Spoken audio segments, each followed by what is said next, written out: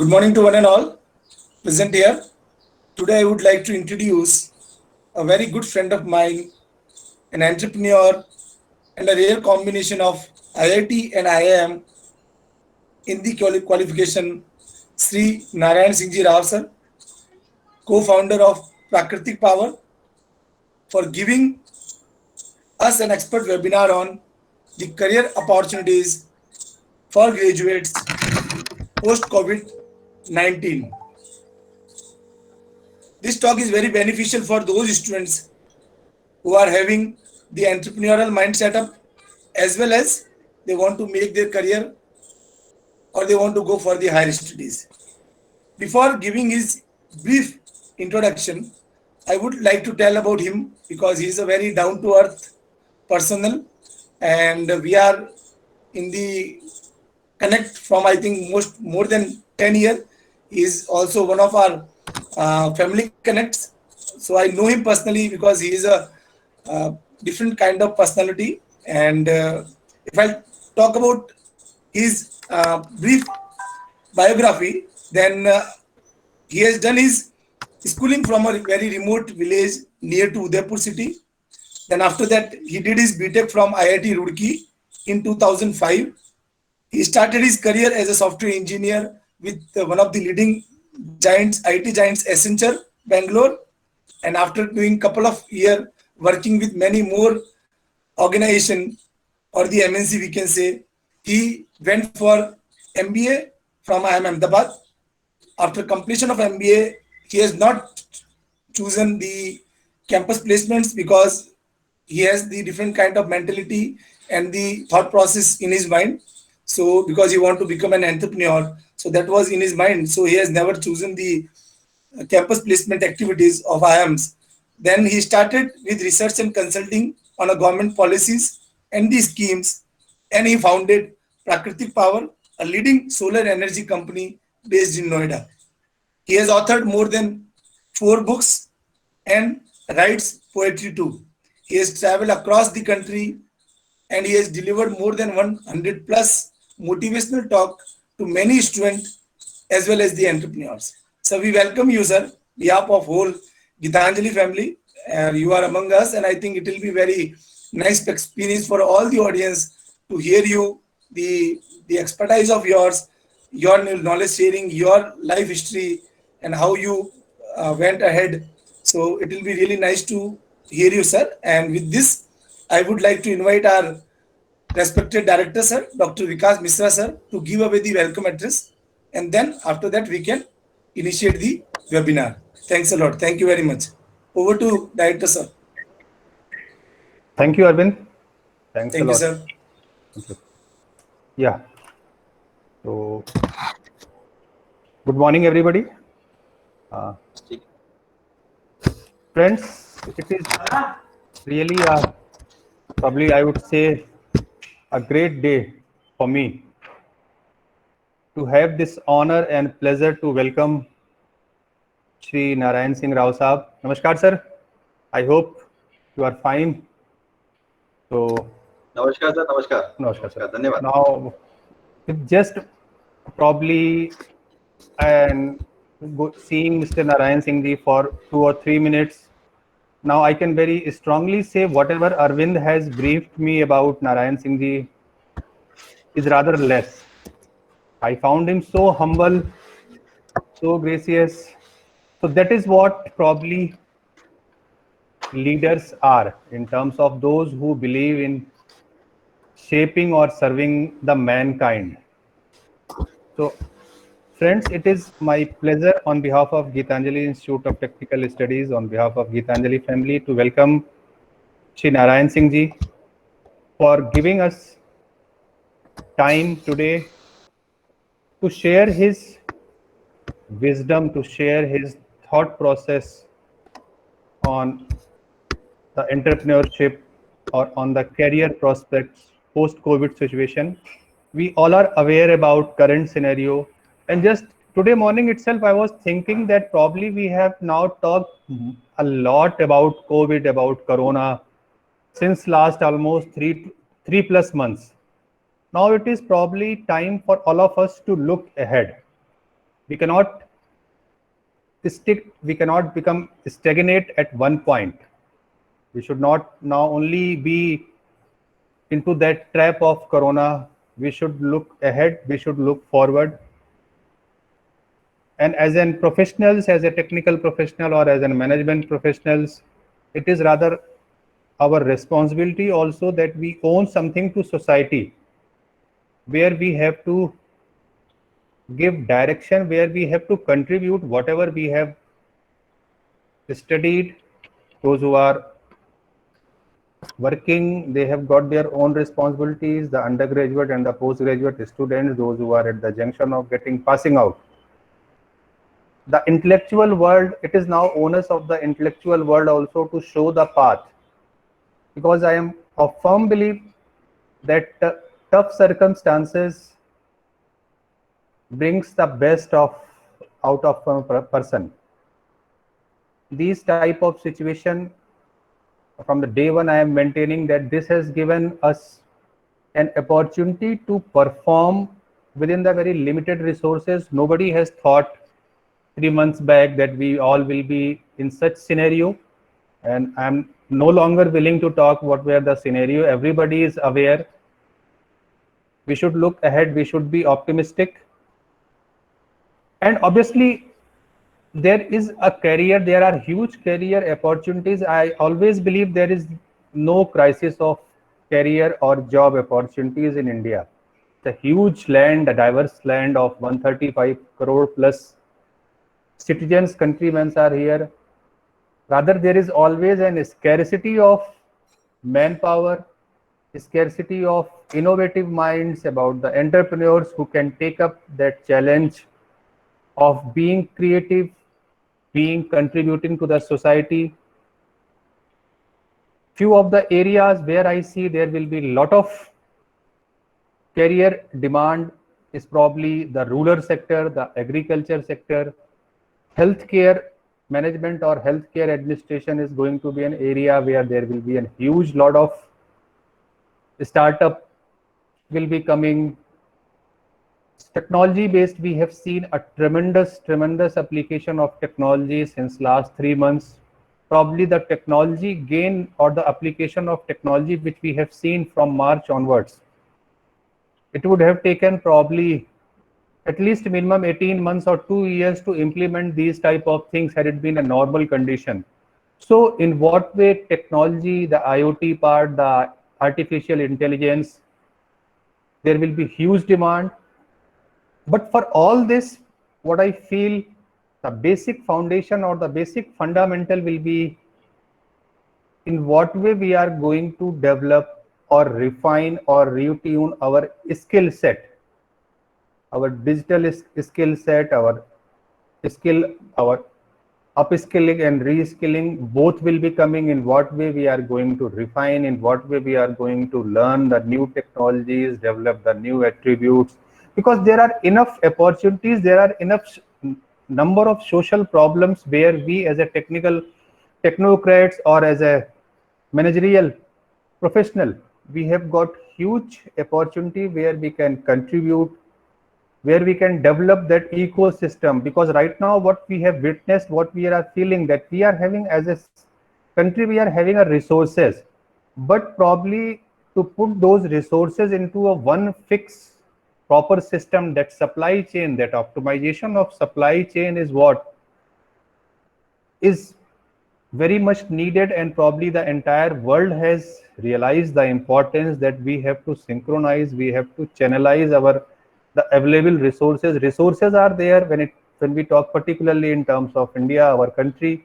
we are having enough resources, but in what way we are going to design or synchronize our distribution system, our planning system, our strategies, those are very important. Government of India has came with many guidelines, with the economic package which finance minister has announced. They are promoting lot the SMEs, small scale sector, startup things. So future is bright, I strongly believe. I'm sure Narayan Singh ji there can be no better appropriate alternative for us to have other than Narayan Singh ji, who himself is a very successful entrepreneur, rare combination of technocrat and professional and managerial expert, that too from two premier elite institute of our country. I'm sure the inputs which will be coming from Sir side will going to immensely benefit all the students, to our faculties, which will give us a very useful insight as well as also a direction in what way we can move ahead as an academic administrator. What are the more areas where we need to work upon? What are the more attributes? What are the more technological or the managerial aspect which we need to more expose our students? For students, I would like to advise, take maximum benefit of this session. Experts like Narayan Singh ji, very rarely we used to get opportunity to come to interact. So make best use of this session, put forward your queries, those who are having certain creative ideas, those who are having certain thought process where they can come up with certain solutions, with certain startup innovative ideas. Interact with sir, post your questions after the session. I'm not going to take much of the time since we all are here to listen Narayan Singh ji. Once again, on behalf of GITS, I welcome Narayan Singh ji. Thank you very much, sir, for sparing our time. We are looking forward for a very useful, constructive session from you. Thank you very much. Over to you, Arvind. Yes, sir. Thank you, sir, for your welcome address and the enlightened word. Before initiating or before giving the forum to the expert who is among us, Narayan Singh ji, I just wanted to tell two things about this whole activity. The first thing, that this whole initiative and the today's webinar is organized by our Department of Management Studies, which is from our institute, the Department of Management Studies, because they also felt that many of the engineers, they are also looking for the higher studies and some another opportunities after graduation, and many of the graduates also having these kind of confusion that what they have to do after COVID-19, and these kind of situation arises in all over the country. So that initiative was taken. And the second most thing, that because I know him personally, Narayan Singh ji, they are our family friend also. His wife and we both were the batchmates. And when I did my schooling in 12th, we both were the batchmate, and she is working in TCS now at a very senior level position from, I think, more than 10 to 12 years of experience with TCS. So she is also one of the intelligent person whom I have met. She did his engineering from CTI Udaipur. So they both are the combination of the, you can say, the quality educationalist as well as the entrepreneurial mind setup. So I think today's webinar will be very learning for all of us. And with this, I again welcome and invite our expert Narayan Singh ji among all of us to deliver the talk of today and then enlighten us. Sir, over to you, and thank you. Thank you for joining us. Thank you very much, Dr. Vikas Mishra, Arvind Singh ji, director, and then Arvind Singh ji, the in charge of placement and training. I thank you both for giving me an opportunity, and thank you for your kind words. परिचय तो काफी लंबा चौड़ा दिया है अरविंद सिंह जी ने, और काफी बातें बताई दी है, तो एक तरह से फैमिली परिचय आपसे है ही। उदयपुर का रहने वाला हूं, तो लगभग सभी यहाँ के रहने वाले हैं, जो भी और जो बाहर से आए हुए हैं, बाहर से ज्वाइन किया है, जो किसी और स्टेट से भी हो सकते हैं, सभी एक ही परिवार का हिस्सा है। परिचय मेरा बस इतना तमाम है, मैं उस रास्ते नहीं जाता जो रास्ता आम है। नारायण मेरा नाम है और आप सबको मेरा जय श्री राम है। इसके साथ में मैं शुरू करता हूं। एक बार अरविंद सिंह जी, मुझे आप अनम्यूट करके कंफर्म करेंगे कि मेरी वॉइस और ये सब बराबर आ रही है? All set sir, everything is perfect. बच्चों ने आपको जय श्री राम भी, हाँ ऑल सेट सर, बच्चों ने आपको जय श्री राम भी कर दिया है काफी दिनों में। बिल्कुल। तो मैं एक बार एक छोटा सा सर्वे बच्चों से साथ में करना चाहता हूं। आप चैट में ही यस के लिए वाई टाइप करके मेरा आंसर दें। अभी जितने भी बच्चे बैठे हुए हैं, जो भी स्टूडेंट्स हैं, वो अपने साथ में डायरी और पेन ये जो भी लेकर बैठे हैं वो यस डाल दें, और जो नहीं लेकर बैठे हैं वो फटाफट लेके आए और यस डाल दें। 1 मिनट का समय।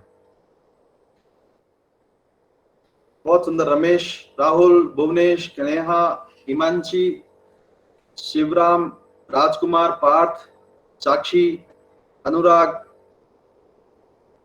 मयंक, लोकेश, दीपक, बहुत सुंदर, बहुत तेजी से यस आए। रिद्धि, कौशलेंद्र, काजल, कपिल, अरविंद सिंह जी, युक्ति, बहुत ही अच्छा ट्रेंड है। अब मेरे ख्याल से आप सब समझ गए होंगे डायरी पेन का महत्व, आपको सबको पहले से ही पता है, और जिनके पास भी नहीं है वो अरेंज कर लें, एक पेन और डायरी बेसिक जरूरत है। मीटिंग में कोई भी चीज हो सकता है, अच्छी लगे आपको तो आप उसको नोट करके रखें, क्योंकि वेबिनार है और हम लोग आपस में आमने सामने नहीं बैठे हैं, तो बहुत सारे क्वेश्चन इतने क्लियरली शायद नहीं आ पाते जितना अच्छा हम आमने सामने बैठते हैं। लेकिन जैसा सर ने बताया है कि बदली हुई परिस्थितियों के हिसाब से हमें अपने आप को बदलना है, अपने जो भी टेक्नोलॉजी उसको अडॉप्ट करना है, और उसमें कुछ कमियां हैं तो उससे लड़ते हुए, उससे जूझते हुए, उसको ठीक करते हुए आगे बढ़ना है। Thank you very much. लगभग काफी अच्छा रेस्पॉन्स आ गया है, और मुझे उम्मीद है कि जिनके पास नहीं था वो भी अभी अरेंज कर लेंगे। अब मैं शुरू करता हूं। हमने बात करी कि जो टॉपिक है वो है पोस्ट कोविड-19 में हम लोग क्या कर सकते हैं। मतलब पोस्ट कोविड-19 तो एक पर्टिकुलर फिनोमेना है, हो सकता है वो कुछ टाइम के लिए रहे, 6 महीने रहे, साल भर रहे, 5 साल रहे, वी डोंट नो। तो मेरा ये मानना है कि भविष्य के गर्भ में क्या है वो तो मैं नहीं बता सकता। मैं कोई भविष्य दृष्टा नहीं हूं, मैं ज्योतिष नहीं हूं कि मैं आपको ये बता दूं कि आपका ये करियर है और ये अच्छा एरिया है जिसमें आप जाओ। लेकिन हम मिलकर इतना प्रयास कर सकते हैं कि भविष्य में हम क्या बन सकते हैं, हम भविष्य में क्या कर सकते हैं, उसकी कोई कार्य योजना बना सकते हैं क्या, भविष्य में क्या हो सकता है उसके बारे में सोच सकते हैं क्या, भविष्य में क्या होना चाहिए उसके बारे में हम सोच सकते हैं क्या। अगर ऐसा कुछ हम कर पाए तो ये हमारे लिए सक्सेस होगी। अब बात करते हैं हम लोग करियर की। तो करियर, अब बीटेक के छात्र हैं, 3rd ईयर फाइनल ईयर के, जो मुझे समझ में आया है, मैनेजमेंट के 1st ईयर के स्टूडेंट्स हैं, और उसके अलावा भी कुछ विविध क्षेत्रों के स्टूडेंट्स हैं, तो मिक्स ऑडियंस है। अब क्वेश्चन भविष्य का है। करियर और अपॉर्चुनिटीज की बात करें तो हमारे पास हजारों की संख्या में करियर अपॉर्चुनिटीज हैं। आर्ट्स का स्टूडेंट है तो बहुत बेसिक से शुरू करें तो वो टीचिंग जॉब में जा सकता है, वो क्लरिकल जॉब में जा सकता है, वो IAS RAS इस तरह के सिविल सर्विस के एग्जाम में जा सकता है, साइकोलॉजी से रिलेटेड काम कर सकता है, वो जर्नलिज्म में जा सकता है, राइटिंग से रिलेटेड, क्रिएटिव डिजाइन से रिलेटेड, इस तरह के किसी तरह के जॉब में जा सकता है। कॉमर्स के स्टूडेंट्स की बात करें तो वो बेसिक अकाउंटिंग से लगाकर मैथमेटिक्स की एप्लीकेशन कहीं पर भी हो, अकाउंटिंग की एप्लीकेशन कहीं पर भी हो, वो काम कर सकता है। उसके बाद चार्टेड अकाउंटेंट्स के ऑप्शन है, उसके बाद CFA के ऑप्शंस हैं, और भी ऊंचे जाए, उसके बाद इन्वेस्टमेंट बैंकर बन सकता है। यानी कि करियर का प्रोग्रेशन का कोई एंड नहीं है। वो बहुत बड़ी कंपनियों का इन्वेस्टमेंट एनालिस्ट बन सकता है, हेड कर सकता है, हजारों लाखों करोड़ के पोर्टफोलियो को मैनेज कर सकता है। साइंस की बात करें तो साइंस में BSc, बायोटेक, इंजीनियरिंग, डिप्लोमा, उसके बाद आपका basic engineering, computer science, mechanical, electrical, electronics, 20 आज की डेट में ब्रांचेस हैं। उन सब ब्रांचेस को अडॉप्ट करके उस सेगमेंट में एंट्री लेवल से शुरू करके उसके टॉप लेवल तक जा सकता है। उसकी कोई सीमा नहीं है, कहीं कोई सीमा नहीं है कि मैं ये जॉब कर लूंगा या इतने हजार की नौकरी मिल जाए, उसकी कोई सीमा नहीं है। अगर आपके दिमाग में कोई सीमा हो कि यार मेरे को 25,000 की नौकरी मिल जाए तो मैं जिंदगी संतुष्ट हो जाए, तो वो सीमाओं को आज डिलीट कर दीजिए। आप ये सोचिए कि मुझे करना क्या है जिंदगी में, मेरी पॉसिबिलिटी क्या है, मैं कौन हूं। सबसे पहले अपने आप को जानने की कोशिश कीजिए, और मैं उसी पे बात करूंगा, क्योंकि सबसे ज्यादा जरूरी यही है कि मुझे अपने बारे में नहीं पता है। सबसे बड़ी दिक्कत होती है कि मैं कौन हूँ, लोगों से मैं पूछता हूँ तो वो बोलते हैं मैं सो एंड सो हूँ, और मेरे पापा का नाम ये है, मैं इस क्लास का स्टूडेंट हूँ। लेकिन ये क्वेश्चन नहीं है। आपको ये जानना है, जब आपसे कोई पूछे कि मैं कौन हूँ, या अपने आप से जब आप प्रश्न करें, तो आपके उत्तर आने चाहिए कि मेरे अंदर मेरे गुण क्या है, मेरी कैरेक्टरिस्टिक्स क्या है। और इसको मैं सिंपली साइंटिफिक टर्म्स में बात करूं तो आपको अपना स्वॉट आना चाहिए। स्वॉट यानी स्ट्रेंथ। अब ये नोट करने वाली बात है, strength, weakness, opportunities and threat. वो कैसे करते हैं? एक सिंपल टेक्निकल लैंग्वेज है, लेकिन बहुत सामान्य सी एक्टिविटी है। मैनेजमेंट में इसको स्वॉट एनालिसिस करके बता गया, लेकिन सिंपल सी बात है, अपने अंदर झांक के देखिए, आपके अंदर क्या ताकत है, क्या स्ट्रेंथ है आपकी, क्या वीकनेस है, और इस ताकत की वजह से आपको क्या अपॉर्चुनिटीज मिल सकती है, और इस वीकनेस की वजह से आपके साथ में क्या चैलेंजेस आ सकते हैं, क्या थ्रेट्स आ सकते हैं। अब इसको करने का एक छोटा सा, अगर मेरा वीडियो आपको दिख रहा है तो मैं बहुत छोटा सा एक डायरी पे, अभी मैं बहुत ज्यादा पीपीटी प्रेजेंटेशन तो नहीं बना पाया, लेकिन इस तरह का अगर आपको दिख रहा है, उल्टे अक्षर अगर नहीं दिख रहे हैं तो स्ट्रेंथ है, ये वीकनेस है, ये अपॉर्चुनिटीज है, और ये थ्रेट्स है। तो आप इस तरह की एक 4 क्वाड्रेंट टेबल बनाइए बड़े से A4 साइज के पेज पर, और एक टॉप लेफ्ट कॉर्नर में स्ट्रेंथ लिखिए, टॉप राइट कॉर्नर में वीकनेस लिखिए, टॉप बॉटम लेफ्ट कॉर्नर में अपॉर्चुनिटीज लिखिए, और बॉटम राइट साइड में थ्रेट्स लिखिए। अब इसको फिल कैसे करना है, ये एक वर्कशॉप का हिस्सा है, छोटा सा पार्ट है। स्ट्रेंथ में आप देखिए क्या हो सकती है आपकी स्ट्रेंथ। आप फॉर एग्जांपल आप अच्छा बोल सकते हैं, वो लैंग्वेज कोई भी हो सकती है, आपकी इंग्लिश अच्छी है, आपकी हिंदी अच्छी है, आपको मैथ्स इजीली आ जाता है, आपके मैथ्स में अच्छे मार्क्स आते थे, आपको सोशल साइंस बहुत अच्छी लगती थी, आप उसके मतलब आप आज पूछ लो इतिहास भारत का, विश्व का, तो आप बता देंगे, भूगोल आपको बहुत अच्छी लगती थी, आपका कोई और सब्जेक्ट आपको बहुत पसंद था, बायोलॉजी आपको अच्छी लगती थी, या आपको दूसरी साइड में आए वीकनेसेस की बात करें तो वीकनेसेस में मेरे को ये सब्जेक्ट नहीं जमता, मेरे को नहीं समझ में आता यार बायोलॉजी की टर्म्स क्या होती हैं। जैसे मेरे लिए बोले तो मेरे को अगर बायोलॉजी दे दिया जाए पढ़ने के लिए तो मैं नहीं चल पाऊंगा, वहां पे टिक नहीं पाऊंगा, उसकी कॉम्प्लिकेटेड टर्म्स हैं, मेरे को नेचुरली नहीं समझ में आती। मैथ्स मेरी ठीक है, तो मैं मैथ्स का अडॉप्ट किया, मैंने मैथ्स की स्ट्रीम में गया। तो पहली चीज वीकनेस और क्या हो सकती है, इससे ज्यादा इंपॉर्टेंट वीकनेसेस की मैं बात करता हूँ, ये तो स्किल रिलेटेड एजुकेशन रिलेटेड चीजें हैं। ज्यादा बड़ी वीकनेसेस होती हैं, मैं बोल नहीं सकता, मुझसे कोई सवाल पूछता है, क्लास में 50 लोग बैठे हैं और मैं खड़ा होता हूं तो मेरी गिग्गी बन जाती है। ऐसे बहुत सारे बच्चे होंगे, बहुत सारे लोग होंगे जिनके साथ ये समस्या होगी, और ये अनडाउटेडली सबसे बड़ी समस्या है, मेरी नजर में सबसे बड़ी समस्या है। तो सबसे पहले अपने आप को एक्सप्रेस करने के लिए अपनी कम्युनिकेशन स्किल्स का मतलब सिर्फ इंग्लिश आना या हिंदी आना या कोई और लैंग्वेज आना नहीं है। कम्युनिकेशन का मतलब है कि जब आपको जरूरत पड़े, जब आपको किसी से कम्युनिकेट करना पड़े, वन ऑन वन हो, आप मुझसे बात कर रहे हो, मैं आपसे बात कर रहा हूं, आपके मन में कोई शंकाएं हैं, तो आप अपनी भाषा में उस शंकाओं को मुझ तक साफ साफ शब्दों में, साफ साफ मीनिंग में मुझ तक पहुंचा सके, ताकि मैं आपको उसका उत्तर साफ साफ शब्दों में जितनी मेरी काबिलियत है उसके हिसाब से दे सकूं। अगर आपका प्रश्न ठीक नहीं है तो मेरा उत्तर ठीक होना संभव नहीं है। तो इसलिए मुझे प्रश्न पूछना, और मेरा क्या प्रश्न होना चाहिए, उसको मैं कैसे रखूं, 4 लोग हैं तो कैसे रखूं, वन ऑन वन है तो कैसे रखूं, और 100 लोगों का कोई कॉन्फ्रेंस चल रहा है, कोई स्पीच चल रहा है और उसके बीच में आपसे पूछा जा रहा है कि अपने प्रश्न पूछिए, 2 मिनट 5 मिनट का समय है, आप सोचते रह जाते हैं कि हाँ मेरे प्रश्न तो था, लेकिन अभी आपके अंदर हेजिटेशन इतनी है कि आप हाथ खड़ा नहीं कर सकते, और तभी तपाक से सामने से कोई खड़ा होता है, बोलता है मेरे को प्रश्न है, तब आप उसको सुनने लगते हैं, उसके बाद दूसरा खड़ा होता है, तीसरा खड़ा होता है, और आपके मन में ये चल ही रहा हो मैं भी पूछूं, कभी हाथ ऊंचा होता है, कभी नीचा होता है, और आप अंत में एकदम लास्ट हो जाता है, लास्ट क्वेश्चन एनीवन, तब भी आप हिम्मत नहीं कर पाते। उसमें से 10-15 लोगों के मन में ये क्वेश्चन चल रहा होता है, लेकिन एक आध बंदा हिम्मत करता है, तब तक टाइम ओवर हो जाता है। और ये ऐसी प्रैक्टिकल एस्पेक्ट है जिसका रिलेशन हमारी पर्सनालिटी से है सीधा। हमारे मन में कोई विचार है, हम उसको उद्गार नहीं कर पा रहे हैं, हम बता नहीं पा रहे हैं, ये सबसे बड़ी दिक्कत है।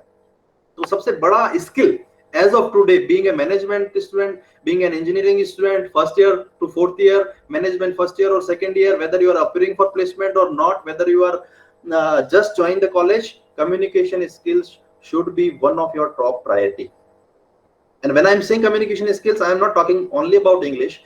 It can be any language for that matter. आज हिंदी को भी उतनी ही मान्यता है। अगर आप किसी इंटरव्यू में जाके कॉन्फिडेंस से, वो इंग्लिश में सवाल पूछ रहा है और आप हिंदी में उसको अच्छे से जवाब दे सकते हो, और हिंदी कोई ऐसी इंग्लिश कोई ऐसी अनिवार्य लैंग्वेज नहीं है कि जिसकी वजह से सारा ही काम हो। ऐसी कई परिस्थितियां हो सकती हैं जहां आप अपने आप को कम्युनिकेट अच्छे से कर सकते हो। आप इंग्लिश हमेशा कभी भी सीख सकते हो, तो कम्युनिकेट करना अच्छी बात है। अब आता हूं मैं इंग्लिश पे।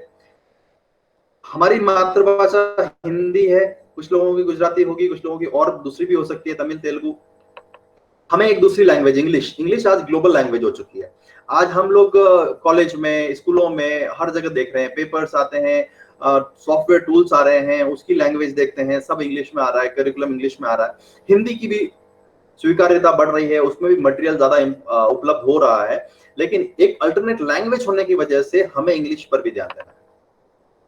तो इंग्लिश भी अच्छी करना बहुत जरूरी है। उसके लिए आपके पास जो समय, अभी कोविड-19 का समय था, सब बोल रहे हैं अपनी स्किल्स अच्छी करो। आप अगर उसमें से एक स्किल को पकड़ लेते हैं, कम्युनिकेशन स्किल्स को, तो और उसको अगर अगले 3 महीने, 4 महीने, 5 महीने जितना समय मिलता है, रोज 3 घंटे 2 घंटे देके आप करते हैं, तो आपका अपना आप में एक लाइफ चेंजिंग स्किल आपके अंदर ऐड हो जाएगी। आप अपने आप को पॉलिश मानेंगे। अब मैं थोड़ा सा टेक्निकल बात कर लेता हूं, कैसे करें इसको। वैसे ये पर्टिकुलर इसका हिस्सा नहीं होगा, लेकिन फिर भी मैं क्विकली बता देता हूं। 2-3 तरीके से इंग्लिश को इंप्रूव किया जा सकता है। पहला चीज, किसी से कोचिंग लें, पढ़ें। पढ़ना, लिखना, देखना और सुनना, ये 4 एस्पेक्ट्स हैं। आप इंग्लिश का पेपर पढ़िए, आप इंग्लिश की मैगजीन पढ़िए, इंग्लिश की नॉवेल पढ़िए, आप इंग्लिश की मूवी देखिए, इंग्लिश में देखिए, इंग्लिश की मूवी, हिंदी में नहीं। कई लोग उसको हिंदी में देखते हैं और समझ लेते हैं कि मैंने इंग्लिश की मूवी देख ली तो इंग्लिश ठीक हो जाएगी, वैसा नहीं होता है। तो आपको इंग्लिश की मूवी इंग्लिश में देखिए, सबटाइटल्स के साथ में देखिए। बीबीसी या ऐसी कोई अच्छा जो आपके पास चैनल उपलब्ध हो, आज यूट्यूब पे, हॉटस्टार पे, नेटफ्लिक्स पे इनके सब्सक्रिप्शन इजीली और बहुत कम कॉस्ट पे अवेलेबल है। मोबाइल पे अवेलेबिलिटी हो गई है, तो सबकी रीच में आ गया है।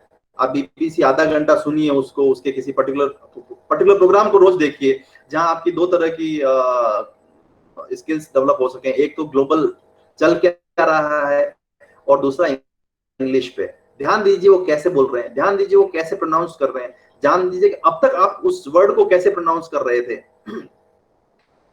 ये सब चीजें आपको हेल्प करेगी। अब हम वापस मुद्दे पे आते हैं, स्ट्रेंथ, वीकनेस, अपॉर्चुनिटीज और थ्रेट। जब आप अपनी स्ट्रेंथ आइडेंटिफाई कर लेंगे, स्ट्रेंथ में सॉफ्ट स्ट्रेंथ को ज्यादा ध्यान दें। आप किसी चीज से डरते हैं क्या, ये आपकी वीकनेस हो सकती है। कोई चीज आपका फिजिकल स्ट्रेंथ हो सकती है, आपकी मेंटल स्ट्रेंथ हो सकती है, आपकी पजल अच्छी हो सकती है, आपकी सिंगिंग अच्छी हो सकती है, आपका राइटिंग अच्छी हो सकती है, आपकी पोएट्री अच्छी हो सकती है, आपकी आर्ट क्रिएटिव डिजाइन अच्छी हो सकती है। आप अगर फर्स्ट ईयर में फाउंड्री का लैब अगर रहा होगा आपके, तो आपने उसमें मशीनिंग टूल्स वगैरह बहुत सारी चीजें देखी होगी, कुछ चीजों ने आपको अट्रैक्ट किया होगा। हो सकता है आपको मशीन ड्राइंग अच्छी लगती हो, मैकेनिकल के स्टूडेंट्स हैं, तो ये आपके आर्किटेक्ट डिजाइन अच्छी लगती है, आपको इंटीरियर डिजाइन करना अच्छा लगता है, आपको लगता है कि आप अगर कोई चीज बनाते हैं और उस पर आपका नाम रहेगा, आपको एक संतुष्टि मिलती है। और स्ट्रेंथ में वो चीजें आएगी जिस चीज को करने से आपको संतुष्टि मिलती है और आपको लॉन्ग टर्म प्लेजर मिलता है और आपको लंबे समय तक वो चीज याद रहती है, तो उसको आप अपने स्ट्रेंथ्स में डाल सकते हैं। कभी आपने कहीं भाषण दिया और आपको बहुत अच्छा अप्रिसिएशन मिला, तो आप समझिए कि वो आपकी एक अच्छी स्ट्रेंथ है। आपने पोएम लिखी और आपने सुनाई 4 लोगों को और आपको लगा कि वाकई में अच्छा, कुछ क्रिटिकल फीडबैक भी मिलेगा कि इसमें ये चीज ठीक नहीं थी, ये चीज ठीक नहीं थी, लेकिन आपको ओवरऑल इवेल्युएट करना होगा कि वास्तव में समरी में क्या आ रहा है। फीडबैक आया है, क्रिटिसिज्म है, वीकनेसेस हैं, तो उस पर आप काम करिए। जो अच्छी चीज आई है उसको आप और स्ट्रेंथ शार्पन कीजिए। तो हमेशा शार्प करते रहिए उस चीज को, अपनी स्ट्रेंथ को। स्ट्रेंथ से क्या होगा, आपको पता चला कि आपकी इंग्लिश कम्युनिकेशन, राइटिंग इंग्लिश बहुत अच्छी है। मैं एक एग्जांपल ले रहा हूँ इंग्लिश का, कुछ भी हो सकती है, आपका सब्जेक्ट होगा क्योंकि अलग अलग तरह के स्टूडेंट्स हैं। या कंप्यूटर प्रोग्रामिंग बहुत अच्छी है किसी कंप्यूटर साइंस के स्टूडेंट्स के, तो नेचुरली उसको कंप्यूटर साइंस में 60 स्टूडेंट्स हैं और उसमें से 15 लोग ऐसे हैं जिनको प्रोग्रामिंग बहुत अच्छी लगती है। 15 में से 2-3 बंदे ऐसे हैं जो प्रोग्रामिंग जीते हैं, प्रोग्रामिंग सोते हैं, प्रोग्रामिंग खाते हैं, प्रोग्रामिंग पीते हैं। इसका मतलब ये है कि रात दिन उसके दिमाग में प्रोग्रामिंग चलती है और उसको कुछ भी कहो, उसको नींद से भी जगा के उठा के प्रोग्राम लिखने के लिए वो लिख लेता है। यानी कि उसको नेचुरली ये चीज, ये उसके लिए स्ट्रेंथ है, ये उसको आगे बढ़ा सकती है। एक पर्टिकुलर एक चीज भी उसको आगे बढ़ा सकती है, तो वो उस पर ध्यान दे, उस पर अपॉर्चुनिटीज क्या है, उसके अराउंड अपना लाइफ, उसका करियर, उसका बिल्ड किया जा सकता है। किसी को लगता है कि मेरी सिंगिंग बहुत अच्छी है, आज प्रोफेशनल सिंगिंग के इतने आयाम उपलब्ध हो गए हैं, आपके पास एप्स हैं जिसके माध्यम से आप फेमस हो सकते हैं। आप अगर अच्छा गाते हैं, आपको नई मौका मिल रहा है कहीं बड़े प्लेटफॉर्म पे बोलने का, आज रिकॉर्ड करके आप भेज सकते हैं। आप लाइव फेसबुक के माध्यम से, लाइव प्रोग्राम्स के माध्यम से आप अपने आप को सुनवा सकते हैं। ऐसी ऐप है जिसमें लाखों लोग सिंगर जुड़े हुए हैं, उससे जुड़ के आप अपने आप को आगे बढ़ा सकते हैं। तो इन चीजों का ध्यान देना कि मैं अगर अच्छा सिंगर हूं तो मेरे को और आगे बढ़ने के लिए मेरा अंतिम लक्ष्य क्या हो सकता है, शॉर्ट टर्म में, लॉन्ग टर्म में, कि भाई मेरे को बॉलीवुड में सिंगिंग करनी है, या मेरे को इस लेवल पर सिंगिंग करनी है, या मुझे कंपोजर बनना है, या मुझे म्यूजिक डायरेक्टर बनना है। तो वो लक्ष्य निर्धारित हो जाएगा आपको आपकी अपनी स्ट्रेंथ से। फिर उसको लगातार आपको उस पर काम करना पड़ेगा। ऐसा नहीं हो सकता कि हाँ मैंने एक दिन अच्छा गा लिया तो मैं सिंगर बन गया। आपको लगातार रात दिन उसके बारे में सोचना पड़ेगा, उसके बारे में काम करना पड़ेगा, उसकी बारीकियों को समझना पड़ेगा। आपको उसके सुर, ताल, ये जो भी चीजें होती हैं, बजाने का यंत्र, जो भी आपको ठीक लगते हैं, सीख सकते हैं, वो सब करने पड़ेंगे, तब जाके आप उस लेवल तक पहुंचेंगे। ये आपके लिए, आपकी स्ट्रेंथ आपके लिए अपॉर्चुनिटीज लाएंगी। अब बात करते हैं वीकनेसेस की, जिसकी मैंने दूसरे क्वाड्रेंट में टॉप राइट में रखा था। वीकनेसेस इसी तरह से, मेरे को बोलना नहीं आता, मैं डरता हूं, मैं जब प्रेजेंटेशन देता हूं तो मेरे पांव ऐसे ऐसे कांपते हैं, पांव कांपते हैं। मैं मेरे विचार तो बहुत अच्छे हैं, लेकिन जब मुझसे पूछा जाता है तो मैं बोल नहीं पाता। मेरा टेक्निकली ये सब्जेक्ट तो बहुत अच्छा, मशीन मेरी बहुत अच्छी है, लेकिन जब मुझसे वाइवा में क्वेश्चन होता है तो मैं बोल नहीं पाता, तो मेरे नंबर कम आते हैं। और जब मेरे को एग्जाम होता है तो मैं लिख नहीं पाता, मेरी स्पीड बहुत कम है, या मैं भूल जाता हूँ। मेरी यहाँ तक तो सब कुछ याद था, ये तो बहुत कॉमन प्रॉब्लम है। यहाँ तक तो एग्जाम के 1 घंटे पहले से तो सब कुछ याद है, फोड़ देंगे हम तो, तोड़ देंगे, मचा देंगे, और इस बार तो बस टॉप हम ही करेंगे। लेकिन वहां पे जाके देखते हैं तो भाई साहब आधे से ज्यादा क्वेश्चन तो ऐसा लगता है जैसे कभी देखे ही नहीं हो जिंदगी में। दूसरे ऐसे लगते हैं कि अरे यार ये याद तो था भी, कहाँ कहाँ चला गया। तो वो वॉलेटाइल मेमोरी हो जाती है हमारी, रैंडम एक्सेस मेमोरी जैसे होती है, उड़ गया या बिल्कुल एकदम ड्राइव डिस्कनेक्ट, तो ऐसा ऐसा माहौल हो जाता है। तो ये वीकनेसेस में आता है। उसको भी ठीक करने के तरीके हैं, कोई परमानेंट वीकनेस नहीं है ये।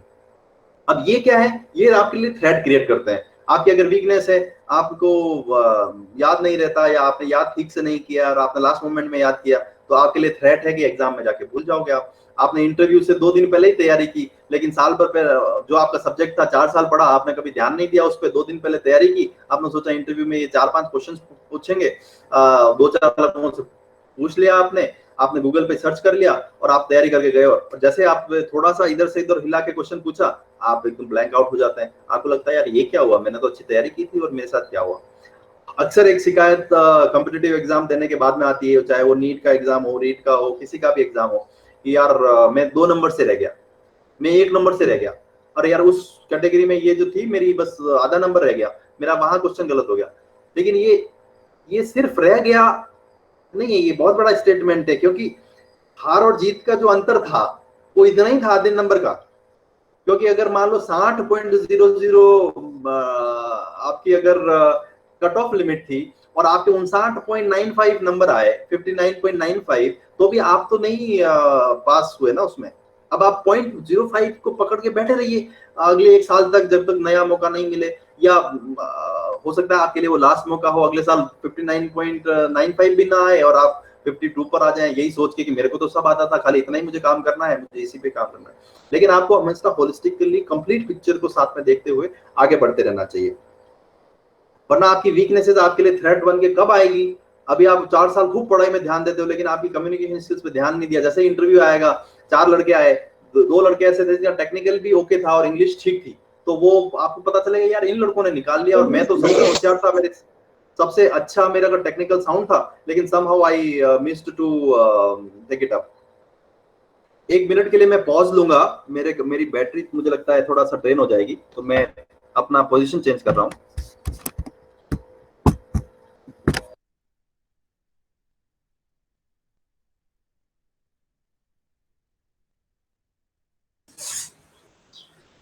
Hello, if everybody can hear me. Uh, for a minute, he has taken pause. So if anybody has any questions, they can ask in the chat box so that he can reply this kind of query at the end of the session.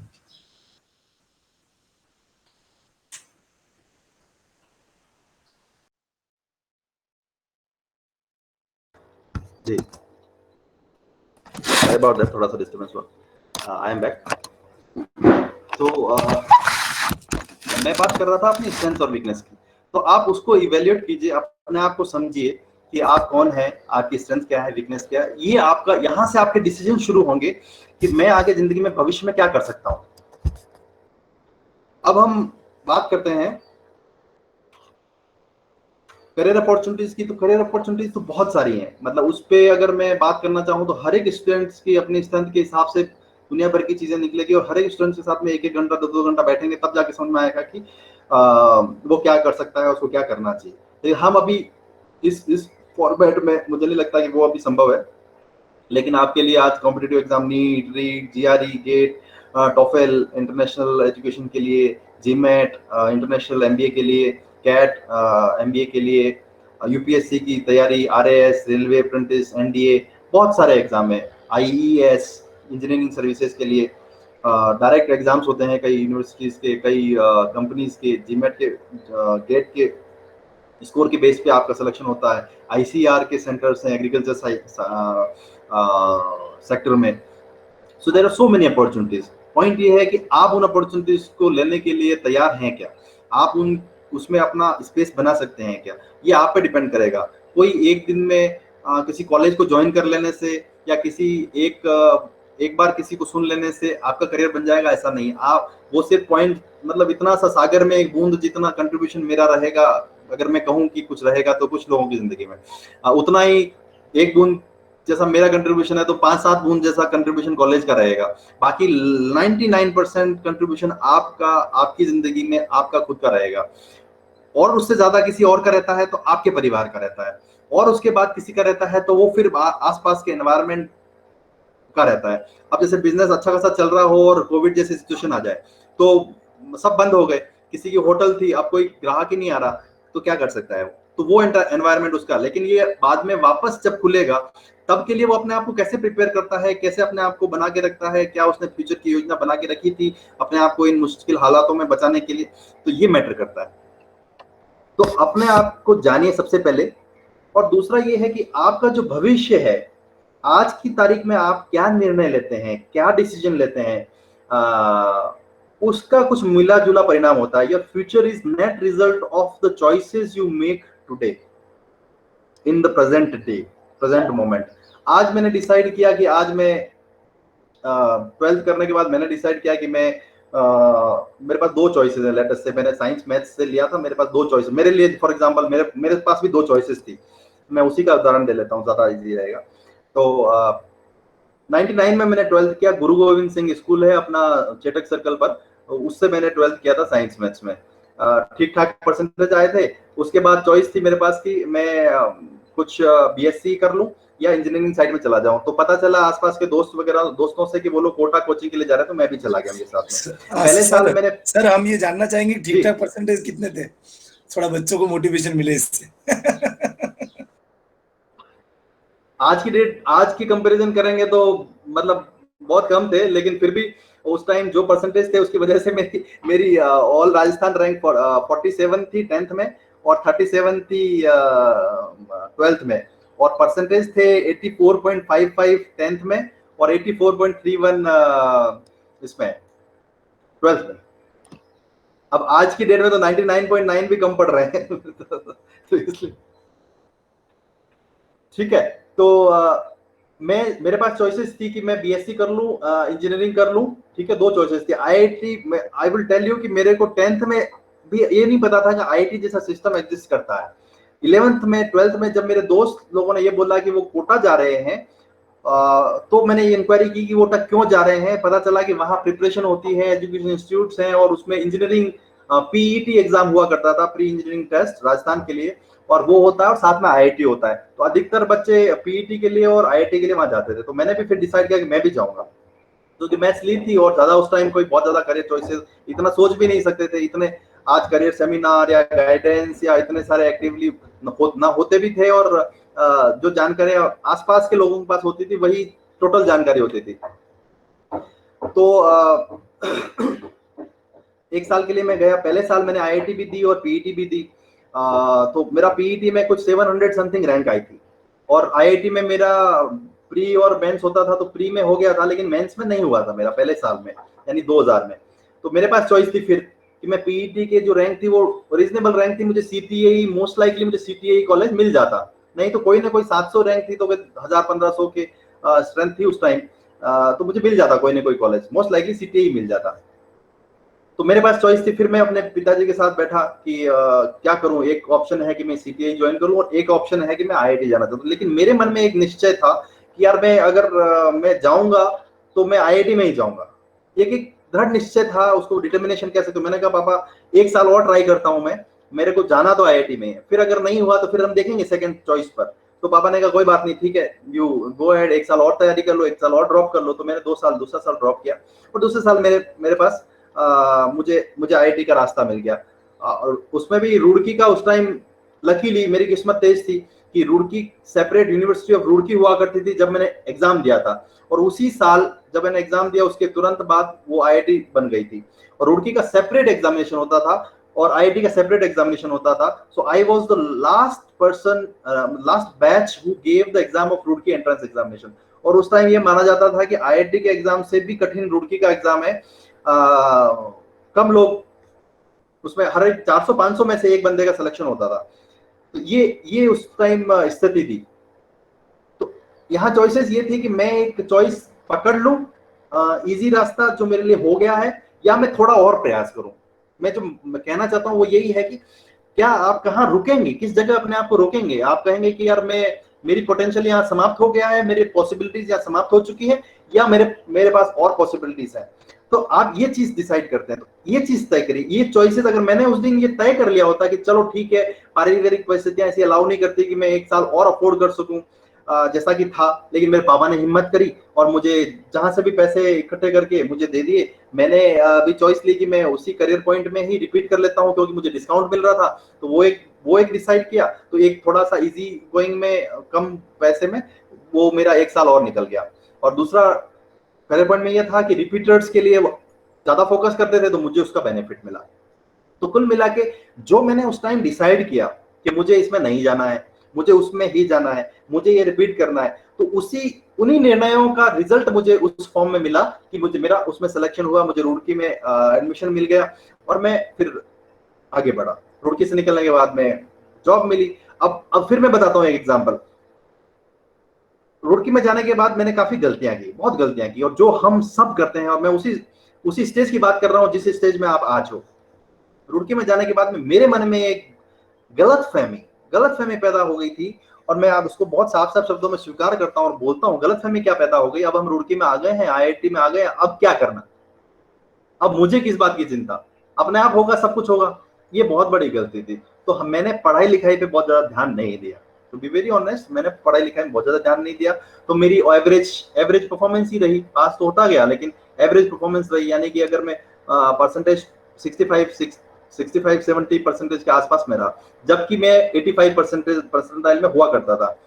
तो मैंने जब पढ़ाई नहीं की तो मुझे उसके हिसाब से जॉब भी नहीं मिली। क्यों, कैसे नहीं मिली? क्योंकि भाई जब कंपनीज आती थी, जो अच्छी कंपनीज आती थी, वो कहती थी कि 9 पॉइंट एंड अबव, जो 10 लाख का पैकेज देती है वो कहती है 9 पॉइंट एंड अबव वालों को मैं शॉर्टलिस्ट करूंगी।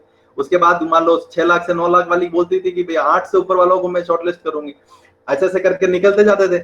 उसके बाद बोलते थे 7.5 से 8 वालों का, 7.5 से ऊपर वालों को मैं शॉर्टलिस्ट करूंगी। यानी कि आपको अपॉर्चुनिटी ही नहीं मिल रही है बैठने की।